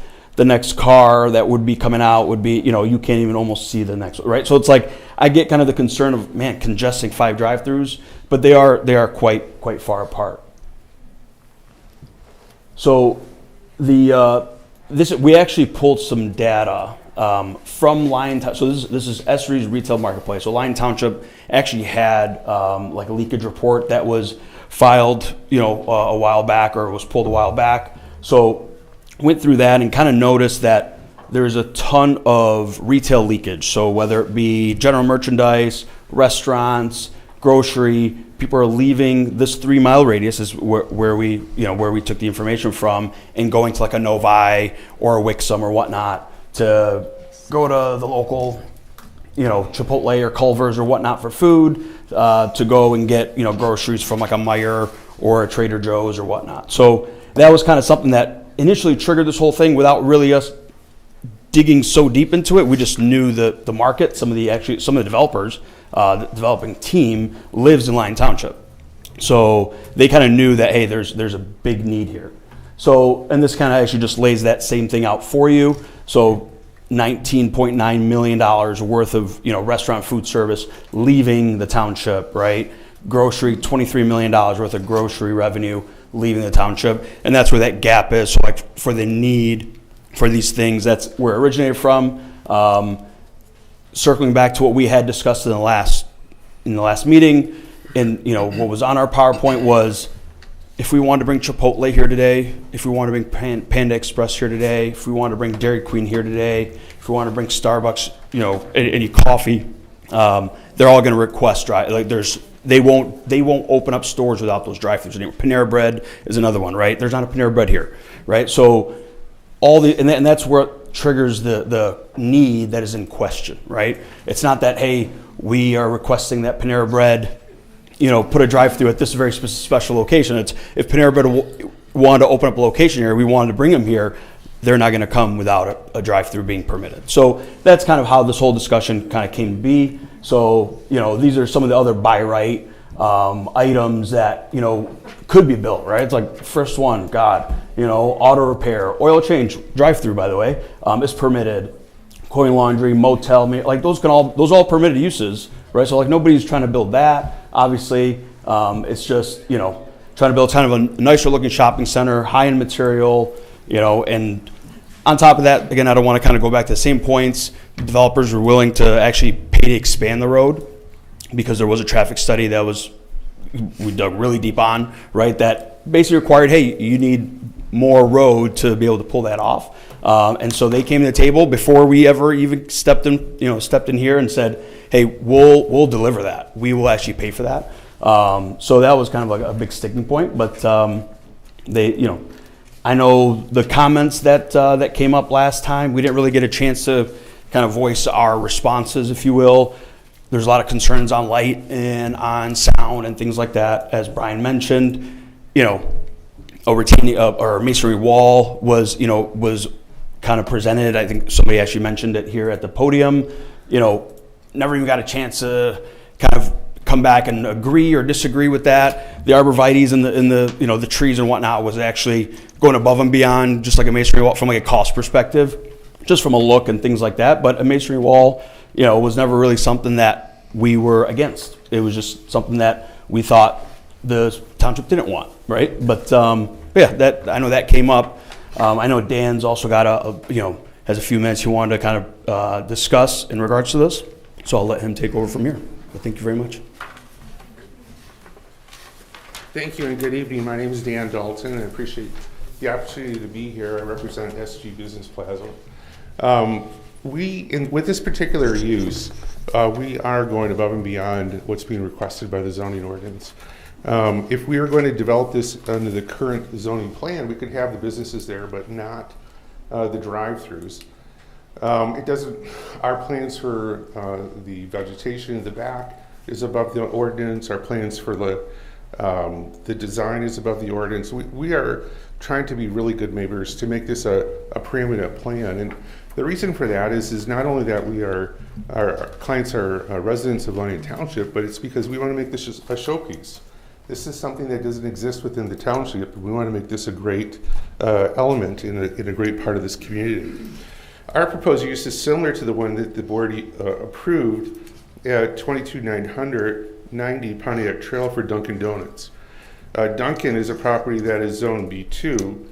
The Planning Commission recommended approval at its February 9th meeting, and the board approved it on March 2nd.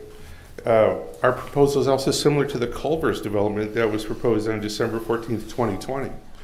The big difference between ours and those developments is those developments were on the same level playing field as the adjacent neighbors. So if you look at Dunkin', for example, right next door on the same grade is a residential home. Here, we're above the residential homes. If you look at the grade level of the roadway, you're looking at the rooftops of the buildings next to you. So you're not going to get the light, you're not going to get the noise, you're not going to get the ambient sound that you would get when you're right next door to that proposal, and that's really a big difference here. We've carefully reviewed the concerns raised by the residents during the Planning Commission meeting, and we believe that a proposed masonry wall, together with the site's natural rear elevation, adequately addresses their concerns while supporting the requested number of drive-through spaces. What we'd like to do is, if this board, we understand the supervisor's comments, we'd like to be able to sit down and discuss any type of potential resolution that would allow this particular use to go forward, that would have that address the township's need, but also address the requirements that the economics of the site development would require. And we'd be happy to do that.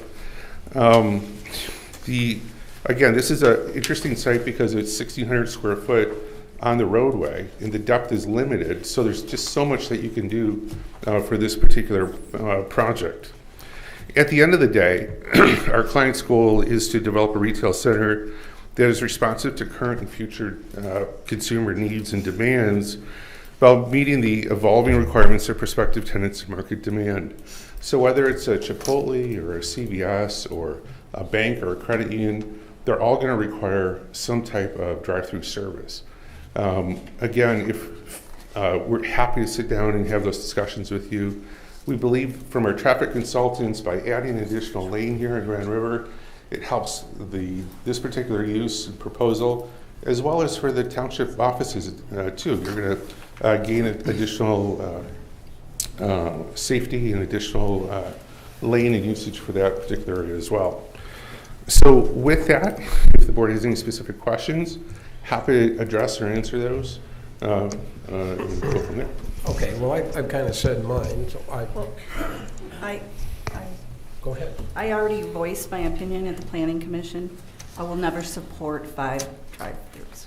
I mean, that to me is the end of discussion, but I know a lot of people, I walk that neighborhood, I know a lot of people in that neighborhood, and actually, I gave a lot of examples of why I don't think it's good for this, but I also want to just, because this is something I did not think of, and I know one of the residents, Brandon, brought this up, so I want to mention it again because it's something I didn't think of, and that not only do you have all the drive-throughs, but you have all the delivery trucks. Not only, I mean, think about it. I really didn't think about that, and I try to think of everything I possibly can. And all the garbage. Can you imagine that from 5 drive-throughs? And again, I said all my stuff at the Planning Commission. I'm just reiterating it, and I am definitely not in support of that. So I'm just giving my 2 cents. Am I able to just kind of answer kind of the issue with the truck, or? Well, I'd like to hear what everyone else has to talk about. I think the 5 drive-throughs are crazy. And I know you think it's a good thing. Well, I don't, but I'm one, okay? Yeah, I don't support it either, and I don't really have any other questions. Yeah, I guess the looking at the site, and I did talk to a few neighbors too on this one too. It is zone business, and I know we're only supposed to be talking about the drive-throughs. I think the stuff you brought up about the site plan would have a positive impact, but as far as the drive-throughs, I mean, yeah, 5 is probably too many. It'd be more, I guess, I know we can't talk about what the specific uses are. You are putting out, like a Chipotle or Panera, which I know are definitely in demand out here, and my kids would love the Chipotle, but regardless, it is the use. A drive-through can be that. It can be an oil change. It can be, other uses that aren't necessarily the best ones on there. So yeah, 5 in one spot, that's too much. Chris, the oil change is approved by right though, so that's why I mentioned it. It's actually, we could put an oil change technically by right, but we're not. That was no, understood. Thank you. And I appreciate what you're saying, but we're looking at it more. I mean, I understand, you've got a job to do, but so do we, and so respectfully, we're just not on the same page with that. I think. I also I didn't love getting another 20 some pages worth of material, an hour or 2 before our meeting. I don't feel like that is really sufficient for me to wrap up my day job and come here, and I don't have time in between there to fully review all of this extra stuff that you just kind of threw at us at the last moment. It was delivered way before today, so I was told that it was sent to our attorney today and then forwarded to us. So I guess yes, you probably, if that timeline, as I understand it, yes, it was more than a couple hours, but still, we have our packets are meant to be put together at least what is it? Usually we say at least a week in advance, that we kind of have like a cutoff point. Right.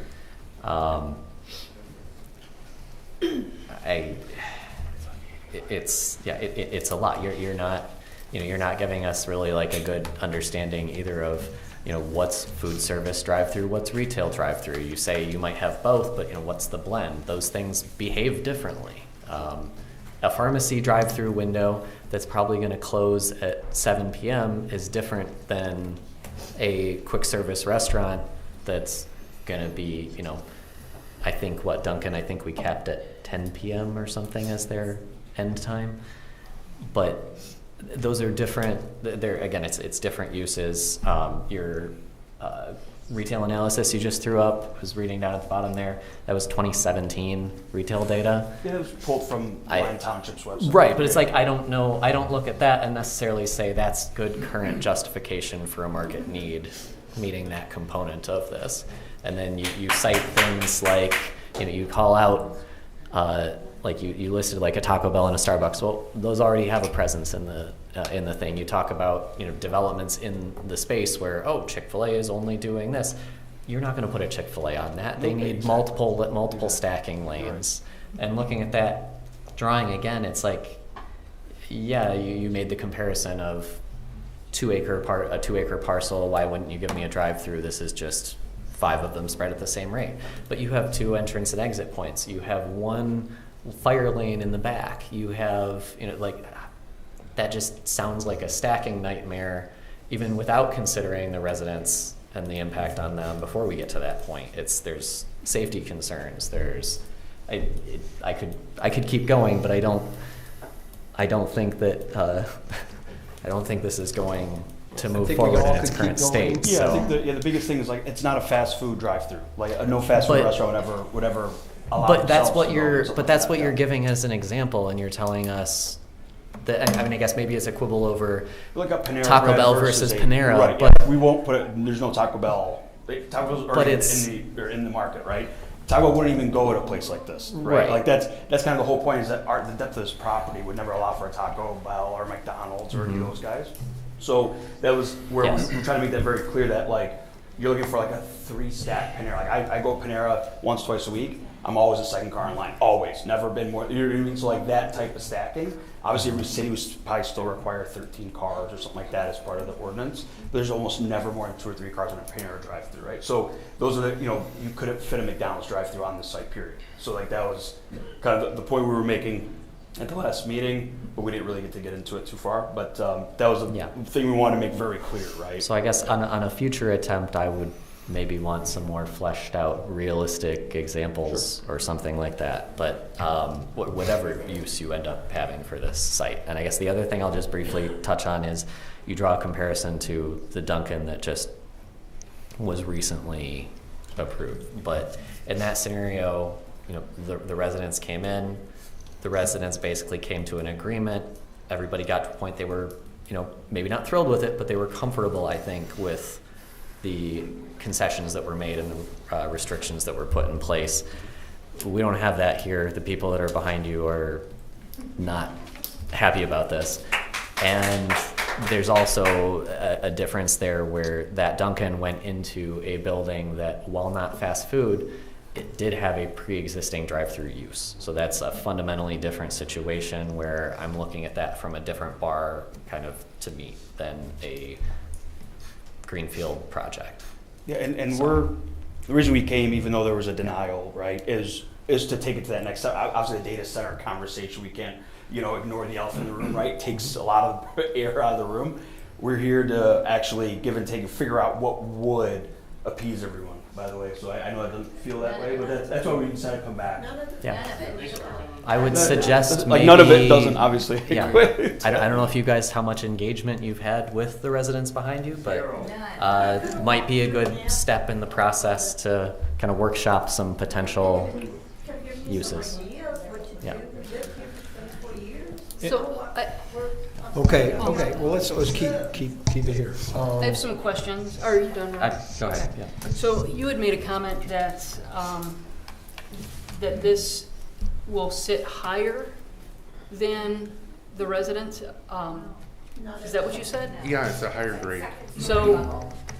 So what you're saying is that the people who live in Orchards of Lyon will then see like this big development of 5 drive-throughs atop a hill.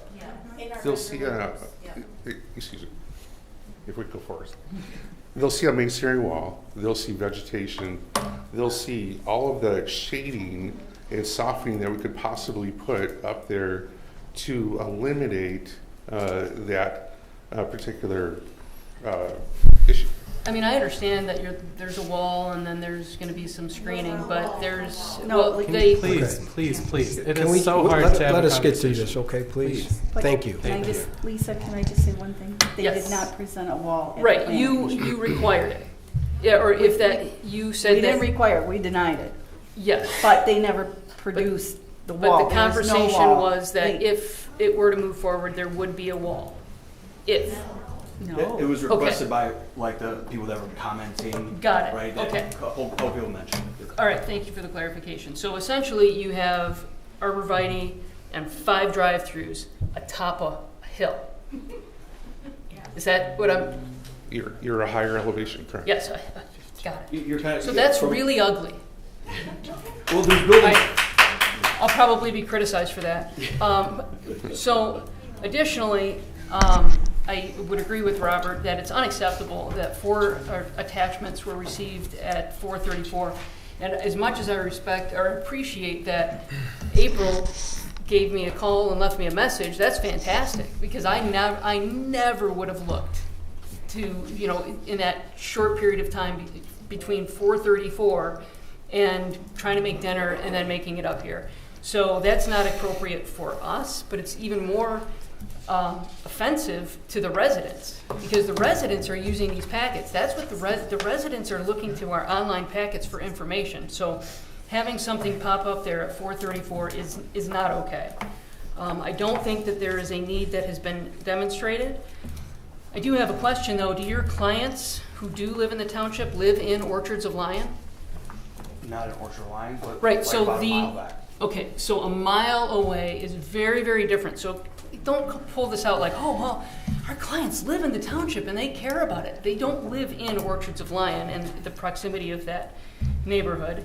I think that this would create a significant difficulty for pedestrians and for people on bikes, because there would be a sidewalk that you provide with 2 exits, and this type of project would generate a ton of traffic, which I think is incredibly unsafe, especially given the fact that you can't go across the street to the north to take a sidewalk. So when you walk out of Orchards of Lyon and cross the street to the fire station, you can go east for just a tiny little bit, and then you're walking on a slope. So the only way for somebody in Orchards of Lyon to get downtown on a development that has a new sidewalk is to have to, you know, frogger their way in these two entrances to a high volume traffic. And I was just hoping that you could bring back the presentation to the second slide. Second slide. Yes. This one? No, I'm sorry, the one before that. It's just the first page. Is the second. Then maybe it was the next one. Oh, the one here where you don't show any homes. Well, you see, actually, you see the rooftops. I see 2 rooftops. Yeah, I don't so see an entire neighborhood. That's almost exactly how the architects, when they actually took this drawing. That's not an accurate representation. Well, that's from a drone shot. That is, and that's what he's referring to, is that the grade level on this side, you literally are seeing rooftops. Like that's if you walk it right now, it's across. But I don't see rooftops there. I see 2. Right there, yeah, the gray ones, and you can actually see some gray right here. So like they're there, but it just kind of shows you, right? So like in the that distance. is literally the grade level. Okay. Right, naturally. That's how it is today. So what about all of the other homes in that subdivision that are further behind? You don't see them ever? So you just, They've I mean, been you can blurred see, like kind a- of the house is actually come up a little higher here because the grade Yeah. level is changes, right? So that's, I mean, it's literally it's 1,600 feet long. So it's not like it's 100, 200 feet. So that's a pretty good orientation. If you were to walk it, I have walked see it. Yeah. Yeah. You'd see the grade difference. Now, at the end of the day, there's a building that's probably going to go up here one way or the other, right? So like, what it's going to look like, no offense, I mean, it's not against anybody. If there's a building going up, it's still going to look like a building's going up there, right? So right now it's just the drive-through that is kind of being discussed. What was done from an engineering perspective is they actually increased the setback. So I think the requirement, Brian probably helped 60 feet. They were at 75, right? So like again, to kind of just do what they can to still, you know.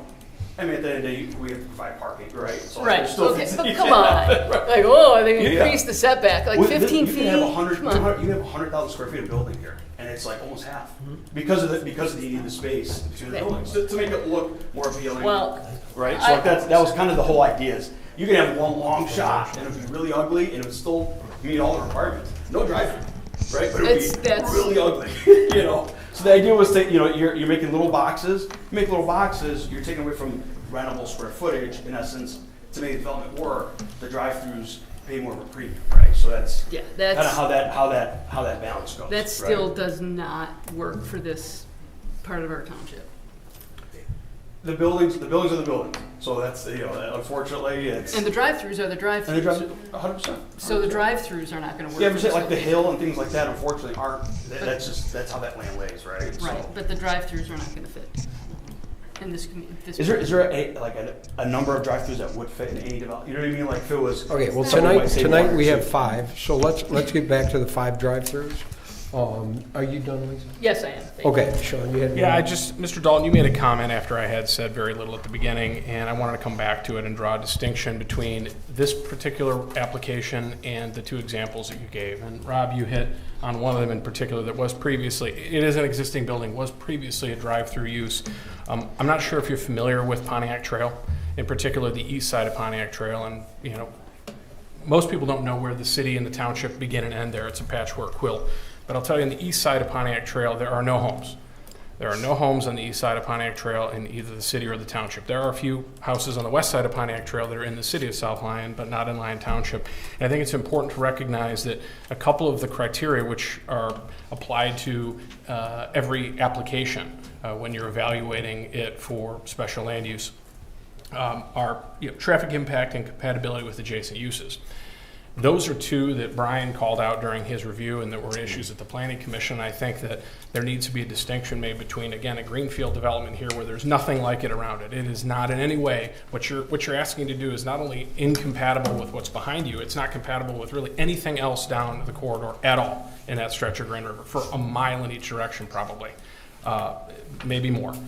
So in fairness, you've sort of helped make the point in my mind, because you've given examples where drive-throughs, where it was one user on one site in a stretch of dozens and dozens of other like zoned and used properties, has 0 impact on the traffic. The traffic's already busy.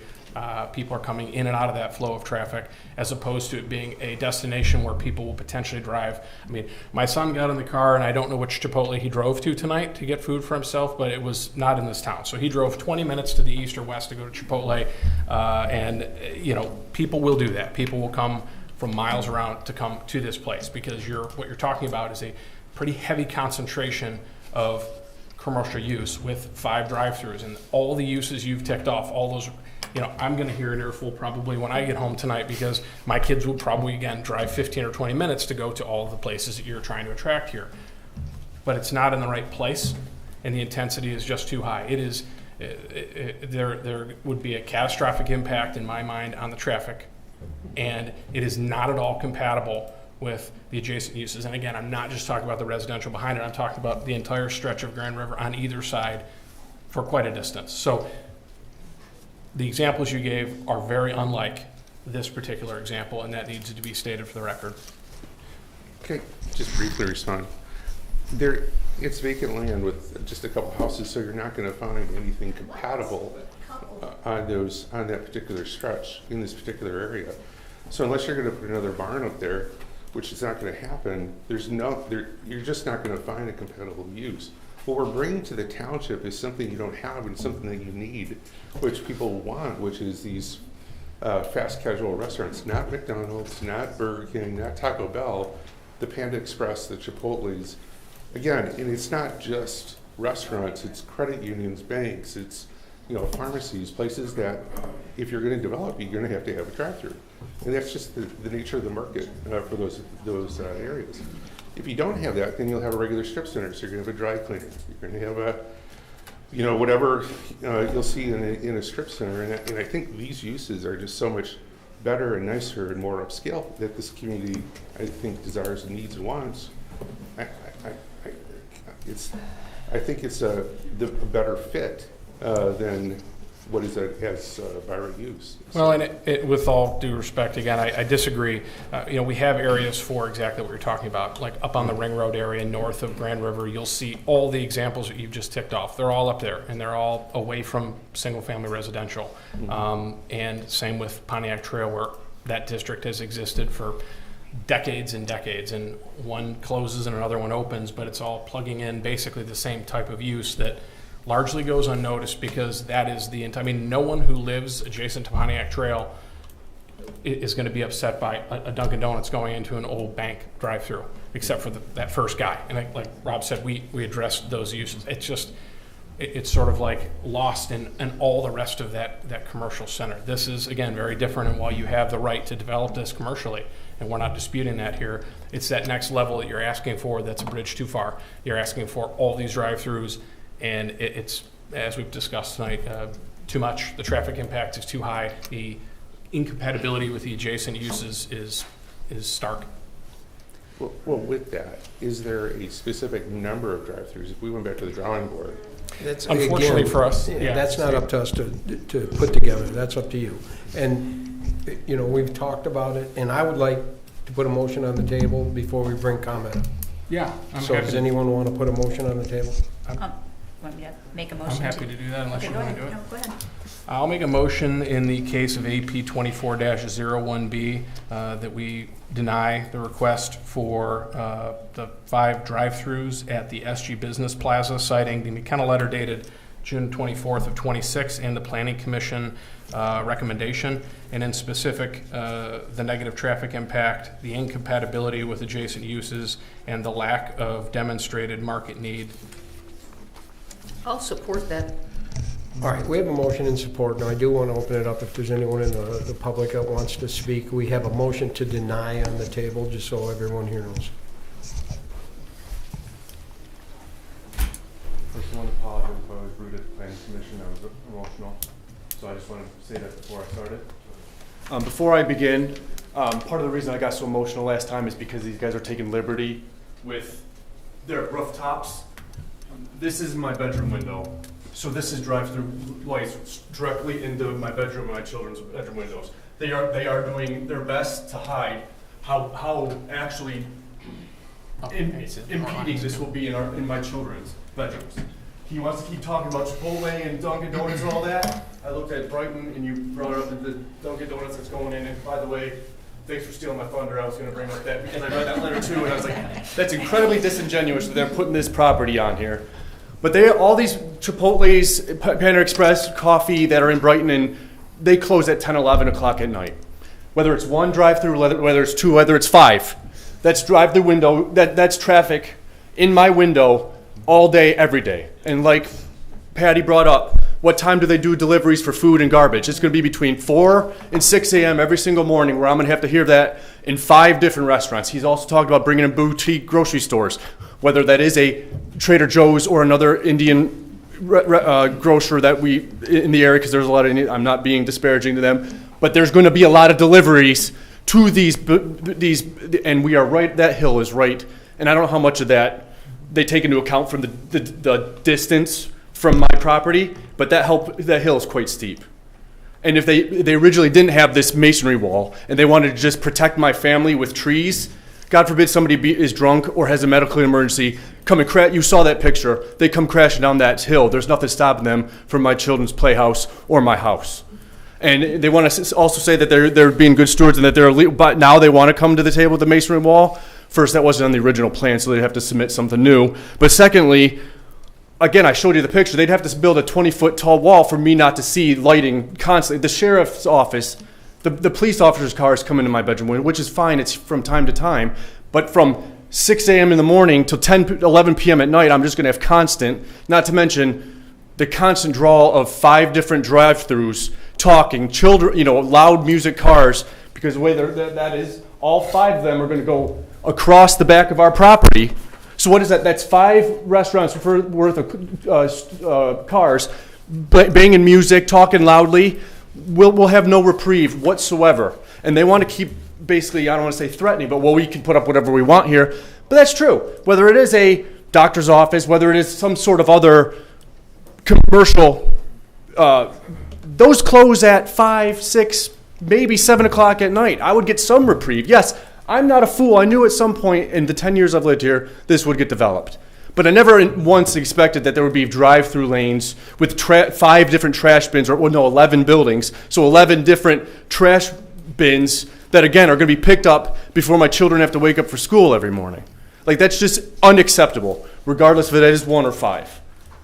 You know, so, and again, I was going to bring up the 2 that in the commercialized zone that we already, but you guys did that for me, so I thank you very much. And again, I agree with the findings that McKenna found. There is no need or no use from this. If there was a desire for a bunch of drive-throughs in Lyon Township, that traffic circle in Lyon Center Drive would be full.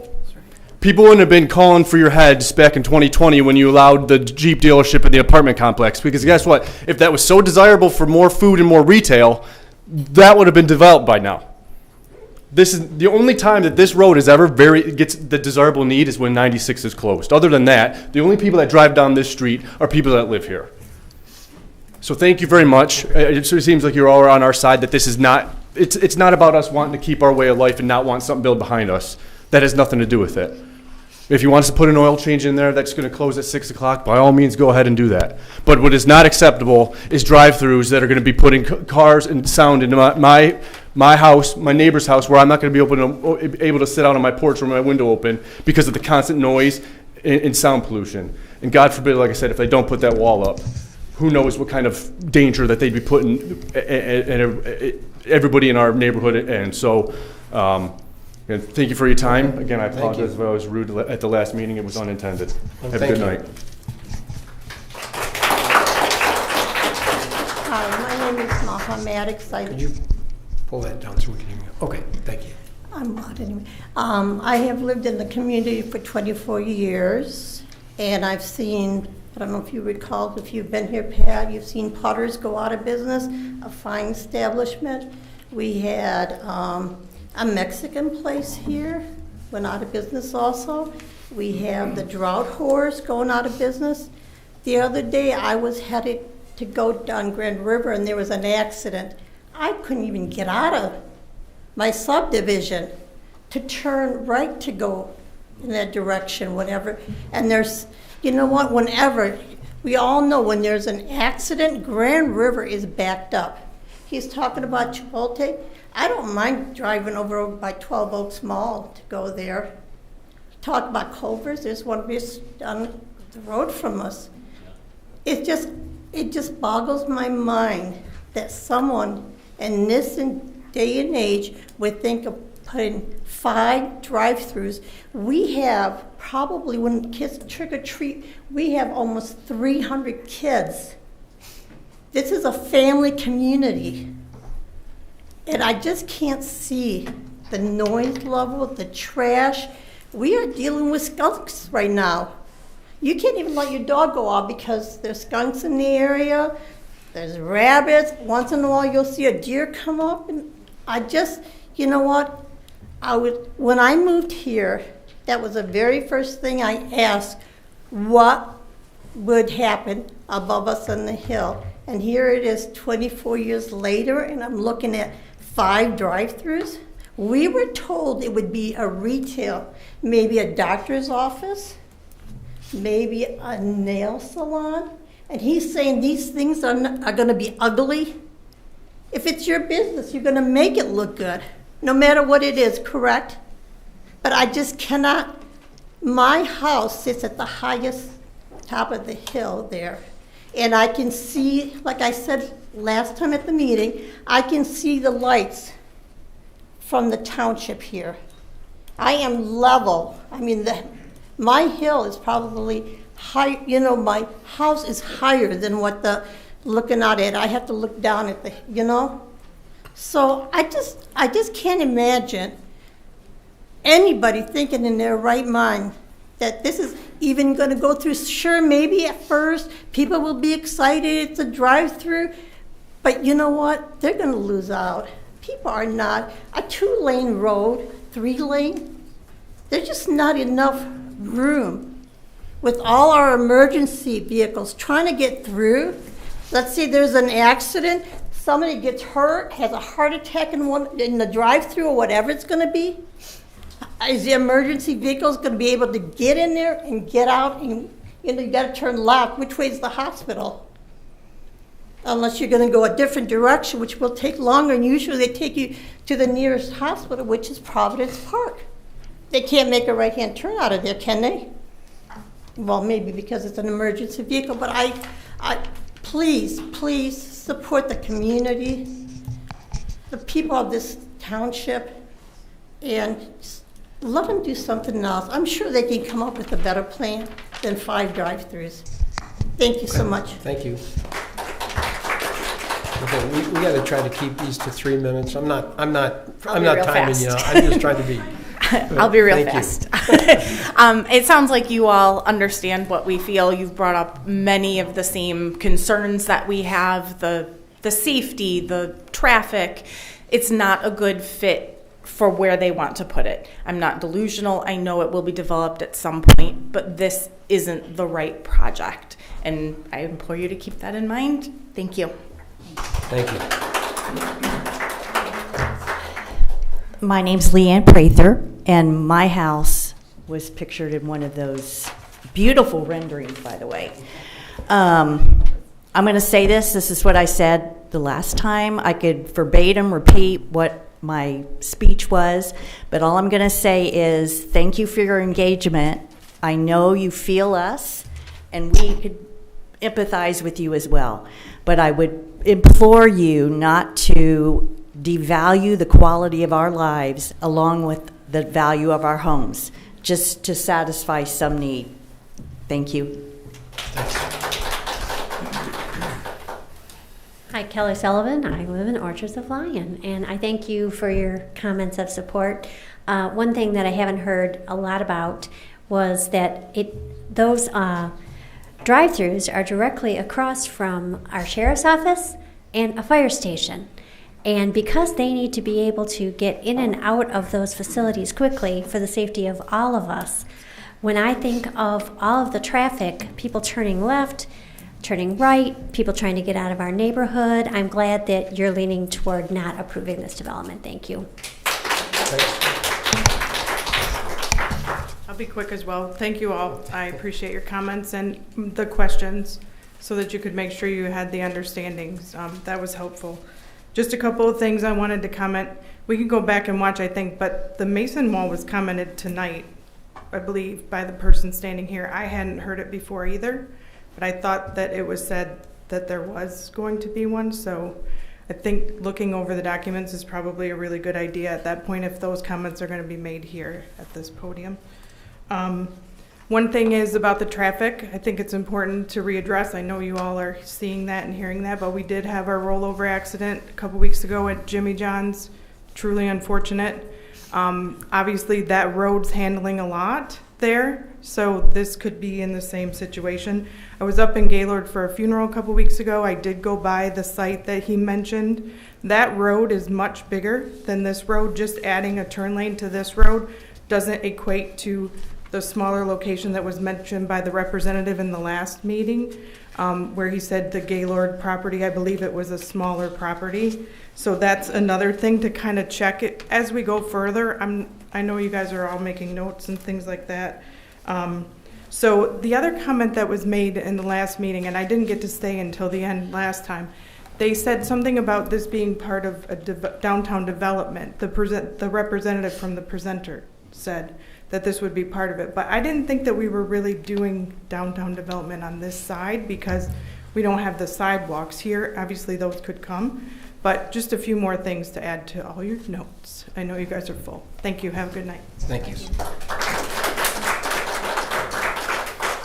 Mark Spencer, Lyon Township. Just can't smile enough. Thank you all. You all stole all my lines, so well done. And please deny. Well done. Thank you.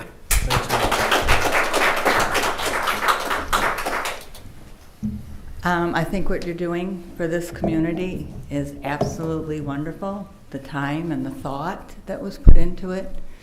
I just wish you would have done this back in September, because everything they're saying is everything we have said about what's happening with the data center. You know that didn't come to us in September, right? Yeah. It hasn't come to us at all with the exception of the request to make, I'm just being fair because I think facts. But can you just go from what I'm trying to say to everybody? The thought process has to be, I hope you do. I definitely think we do. Okay. Okay. All right, so we have a motion to deny and a support. All those in favor say aye. Aye. Any opposed? Okay.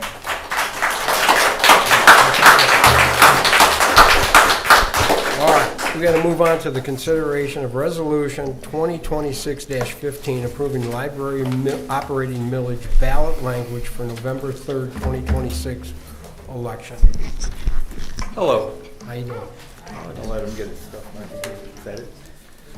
My name's Dan. I'm here on behalf of the Lyon Township Library Board with my Steve, fellow board member, and Holly, our librarian. We're asking the board to place a millage on the November 3rd election for to replace the current operating millage that expires next year. If you have any questions. Is it the same exact millage? No, we're looking, some things changed. As you know, we rented the old building, so we weren't responsible for any of the major things that could happen and the expenses of the library. So now that we have ownership, all those costs are going to be our responsibility. So the old millage was 0.89, and we are requesting a 1.1 mill to operate the new library, which is approximately 5 times the size of the old library. So there's going to be some additional costs to run it, and we think that number works for us to give the residents everything they're looking for at the library. I think the library board in Holly, that library is spectacular. We are very lucky to have it. We really are. It's a beauty. And a lot of people are using it. I know, how many library cards did you say you guys just sent us a thing that you issued in the recent? Yeah, for typically within compared to last year, we gave out about 100 library cards in June of last year, and this year we were about 650 cards. It's amazing. So nice to have the space. You're so cramped in that other library. You kind of got your book and left, and now people are hanging out, which is what we want. Oh yeah. You drive by and you see people out on the patio. Well, it's just cool. It's really cool. Okay, so just to get it clear, it's at 0.89 now, and you're asking for 1. That's what it started at. Of course, it rolled back. Well, They roll everywhere. But that's what it started. This will probably roll back also. Right. So it's a pretty smart decision. Got a big library to have functions, so. And they all roll back. I'm asking a question because I thought it was on there. Yeah. I don't have that, so. He didn't get this part. Oh, okay. Makes it more clear. Yeah. Right, So yeah. it's going up to 1.1. And as far as I understand process-wise here, our role really is just to pass this along. We're not necessarily, right, you've requested the language. We formally have to pass it along to the county, and then it'll be up to the voters to determine whether that number is the right number and to approve it. And So this is a resolution. I think everything looks good, and I love what's happened so far. So I'm ready. Does anyone else have anything, or you want to go ahead and get the language going? Sounds good to me. We just have to edit the time on the resolution. Oh, yeah. Oh, right, it does say 7. 6 p.m. instead Oh, of 7. 6 p.m. Yeah. That's, sorry about that. Well, 6 p.m. I'll make a motion to approve Resolution 2026-15, approving the library millage ballot language with the mentioned time correction. I'll support. All right, all those in favor say aye. Aye. Any opposed? All right, moving on. Consideration of engineering design proposal for design of water main replacement at 9 Mile and Napier Road due to proposed roundabout by Road Commission of Oakland County. So basically, they're gonna put a roundabout in, and we have our water main in the way, and we've gotta move it on our dime. Yeah, I mean, anytime we do work in the right of way, that's always a risk we take, right? When they move things around, then we have to move our stuff. That's what it's all about, but that's what we gotta do. I guess one question that I had just going forward is it part of the normal process when we're designing new sections of utilities, be that water or sewer, that we're putting in to, I mean, obviously the road commission reviews the plans, but do we go to the extent of saying, hey, are you, 'cause like, I guess it's been talked about for a while that this might become a roundabout, or that there might be some work at this intersection. Do we ask, like, hey, do you have anything planned for this area that we might need to alter or something so it doesn't conflict with that future project? Or is it stuff that you just can't know that far out that this conflict would have existed, even if you knew that this roundabout was going in? We do if we know something is coming soon. And we do have regular meetings with the road commission. They do permit the utilities that are in the way, but part of it is how they're designing the roundabout also. And it's their proposed storm sewer that is going to conflict with the water main, not the roundabout itself. And so you don't know those details because it's not designed yet. And it's my understanding that the construction, though, is federally funded. So that the construction of the water main, the project will pay for 80% and the township would pay for 20%. That's my understanding from our meetings with the road commission. Well, that's good at least. So, and easement acquisition is, the road commission's handling all of that. And they're gonna share their survey with us. So we've done a comprehensive proposal, an hourly not to exceed for the design, permitting. It will be bid, an MDOT bid letting, so plans will have to meet MDOT specifications, and we will work closely with the road commission if we're authorized to proceed. So are we paying for your design fees then, or is that the part of the 20-80%? You pay for the soft costs. The soft costs and the construction. It's 80-20. The federal is the 80-20. Right.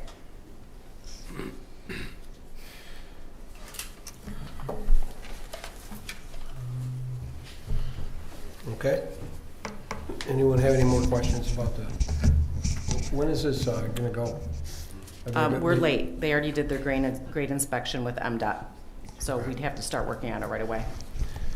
So I think they're going to build it next year. This mentions that the costs are estimated depending on when it gets going, 26, 27. I mean, I'd make a motion to approve a not to exceed for everything, 51, 236, 72, and hopefully if we can get, some good work going out there. I mean, it's only 200 feet of water main. Hopefully, project inspection, I mean, it's not going to take months or weeks to do it. It's like days worth of work. Right. So that's a pretty big number for construction administration on the 2027, even if it's a 2027 fee schedule. So hopefully, even though it's a not to exceed, we can do a little bit better than the 24,614. Hopefully things go smooth, but that's a really cumbersome motion, so I'll just back up and say I'll make a motion that we approve the proposal with a not to exceed amount of $51,236.72. I'll support. All right, we motion support. All those in favor say aye. Aye. Any opposed? All right, moving on to discussion on board comments. Robert, that's up to you, and we can do it. So this kind of started out of some frustrations that I've been having and some discussions that I had at this year's MTA conference. And I was having dinner with some of our counterparts from Milford Township and talking about, one of the things that happens is we have our public comment, and I know obviously we don't want to get into a dialogue. We don't want to get things to get out of control and too much back and forth. But one of the side effects of that is that things can be said. People can have a question that we can't get them an answer to, or people can say something not necessarily with any ill intent, but they saw something somewhere, they say something, it isn't quite true. It goes out on the video feed, people see it, they hear it, they don't hear any challenge to it in the moment. And then the assumption of any reasonable person watching is, oh, they said it, they weren't told it was wrong, it must be true. And then, things spiral out of control. So I was expressing this to our Milford friends, and they said, oh, you guys don't have a time at the end that you can respond to that kind of stuff or just say whatever's on your mind? And I said, no, we don't. And so I spent a little bit of time looking at that. I looked around, and I talked about it I was at the SEMCOG General Assembly last week with our friends from the city of South Lyon, and they clarified that they also have a section at the end that they can do similar things, and they just go down the row, and everybody kind of talks about any ideas they're having, anything that's on their mind, responses to things that happened during the meeting. And so I wanted to bring it up here and just kind of see whether that was something we were interested to do, or if I'm misinterpreting, because I guess I always assumed that we do have our announcements and communication section, but I've always viewed that as more of a formal, hey, here is a thing you need to know section, and not I just want to talk about this. And there's times that if the decision out of this is that no, this kind of stuff should happen then and we shouldn't have a separate time, that's fine, but I feel like it needed to be discussed, although I think there is benefit to it being separate at the end and keeping that initial time as that more formal one direction type of a thing. And there's examples, like I said, of the responding to things that come up during the session. There's things that we might have heard that, due to the Open Meetings Act, I can't just email the rest of you and we all have this little side chat. So without something like this, I think we lose out on an opportunity to have just an open dialogue on things that aren't necessarily agenda ready as their own dedicated item. The issues that came up at the DDA meeting, where there were concerns raised about that meeting not having been recorded, when people thought that everything was going to be recorded now. And so this could be a time to discuss, hey, which way did we really mean? Did we mean only regular meetings, or did we mean all meetings? Or, we've had a lot of feedback from people around why can't we do something about something like an application that is pending another body that we don't directly control. This would be a time where we could discuss ideas of, is that something that we want to look into changing? Is there, before we go all the way down the line of writing out a full ordinance and having it as an item to vote on. So that's where I was coming from, and I'll stop now and I guess see what anybody else thinks here. Yeah, I don't have any problem with it. Is this only, I think it's simple. I was just gonna ask, is this only for us to discuss, or if there's people still here and then they're able that's to another chime back thing in, too. because they've already had their opportunity. Yeah, They have, although for us to my original intent was the public has their public comment time at the beginning, and then this is our time to say what's on our minds at the end. I'm also open to allowing some level of dialogue, although we have to be careful how we control that. The other thing, though, I'll say to that is that I have noticed other communities, though, will also sometimes offer a public comment session at the beginning of their meeting and another one at the end. I think I don't necessarily know that we need that, since we've now allowed people to come up and do the right. We're already pushing it along, and I think the fact that we've allowed people to come up and comment on agenda items during those agenda items has gone a long way to improving. We always have done that. We've always done that. You just haven't come up and talked. We've always had that. There was the technical thing of where when we had the push about when we separated things, the public comment period at the beginning being for non-agenda items, when we started to enforce that more, I think is what led to that. Yeah, but we've handled it well. We've always had that. But it wasn't that known, I don't think. The reason, and I guess I'll say, I think it's a good time for us to be able to make a statement or share something or just thank people for coming. It could be very simple. Yeah. There are very few people here still, and I appreciate all of you still being here. So I would say that if anyone has anything to say to any of us, this is at the very end. If they wait just 2 more minutes, we'll be done. That's and they can come true. up and talk to all of us if they want, those who are still here. So it's not because I don't want to hear from someone, but we've had the whole public dialogue at the beginning, or I should say their opportunity to speak. And if they've hung in here for hours, then I know we'll probably, knowing all of you, I'm sure you'll all hang in for a little bit longer if they want to chat with you after the meeting about something that's been said. Right. So That's just my feeling, but I think, Robert, it's a good suggestion, so I agree. I think it's a good suggestion too, because there were a lot of people who were asking, have you signed a non-disclosure agreement? Well, we're not really allowed to say anything in response. That's our procedural format, and that would have been something I really would have liked to say, no, nobody even offered me one. Yes. So I would also like to say no. Yes. Nobody did. But I think that's a nice opportunity. It doesn't have to be a big speech. It can just be simply something that, I want to make it clear I did not know about this, or I did not have any involvement in this. And, So and I can we like limit it to 3 minutes a person too? Yeah. Mostly this guy here. Yeah. Take it down to 2 minutes. 2 minutes and 59 seconds. 2 minutes. I do not believe you can hold yourself to that. I don't know. We might see. Actually, I'm not going to be here next month, so Nor we will won't get I. a chance to even. Well, I'll send my comments and you can share them. Okay, well, let's talk about that. Yeah. I think, I don't Matt, know if we that's probably what I need was to gonna say. talk about what the criteria could, be, If and there's if any- there's dialogue or Right, yeah, all if there's of any that. best practices that you Before guys we are jump aware into of. it, let's Make us go a ahead. policy?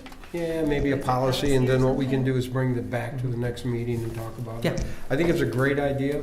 I think a lot of the comments that I've watched in other boards are more announcement type things.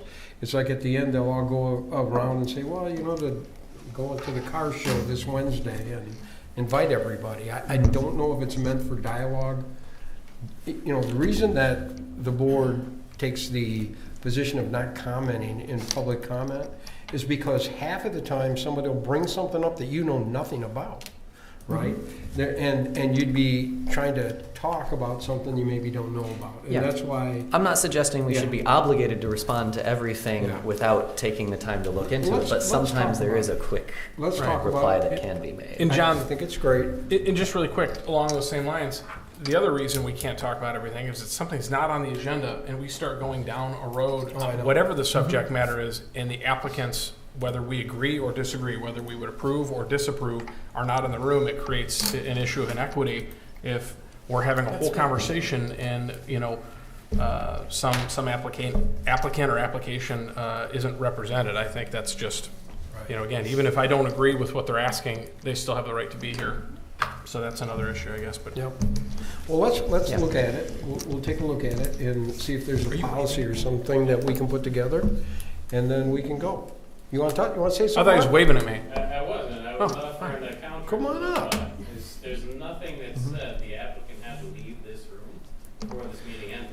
No. Well, and I guess. Comment and rebuttal could still be heard. Sure. By the applicant if they know it's on there. If there's a policy, well, be a policy. And I guess what I was saying, Mark, is that the applicant for a project that was not on the agenda chose to speak tonight. Gotcha. Just public comment like you did and like many other residents and citizens did. And so if we're talking about, and we're getting into heavy dialogue back and forth on something that's not even an agenda item, how was anyone to know because it wasn't on an agenda? And not just the applicant, but maybe members of the public who would want to comment and engage in it. So that's why I think you got to be really careful because it cuts both ways. So residents who left may also want to chime in. So Wasn't tracking their comment. No, and that's okay. To be clear, my intent with this would not be to take action on these things. No. In most No cases, action, just no to provide that initial moment of opening the door to Absolutely. things. No action on comments. Yeah. Okay. Yep. Your point is valid. There have been too many times where what you're alluding to is the same kind of marketing we saw tonight, but it's the marketing, it's the rhetoric that gets out the door too fast before any of you have a second to say, it's trash. No. Yeah. Love the idea. Okay. I agree. So we'll work on that. Yep. We'll bring it back and see how it goes. Okay? All right, somebody want to make a motion to end this? You could just end it. All right. Well, No, I'm going for a motion. All right, you're asking. All right. I'm All right. not ending them anymore. I'll make a motion to adjourn this meeting. Support. All those in favor say aye. Aye. Does Okay. anybody have the soccer? I'm not taking any. Are we winning the soccer thing? We're down to what? We are up. Oh. That's sad.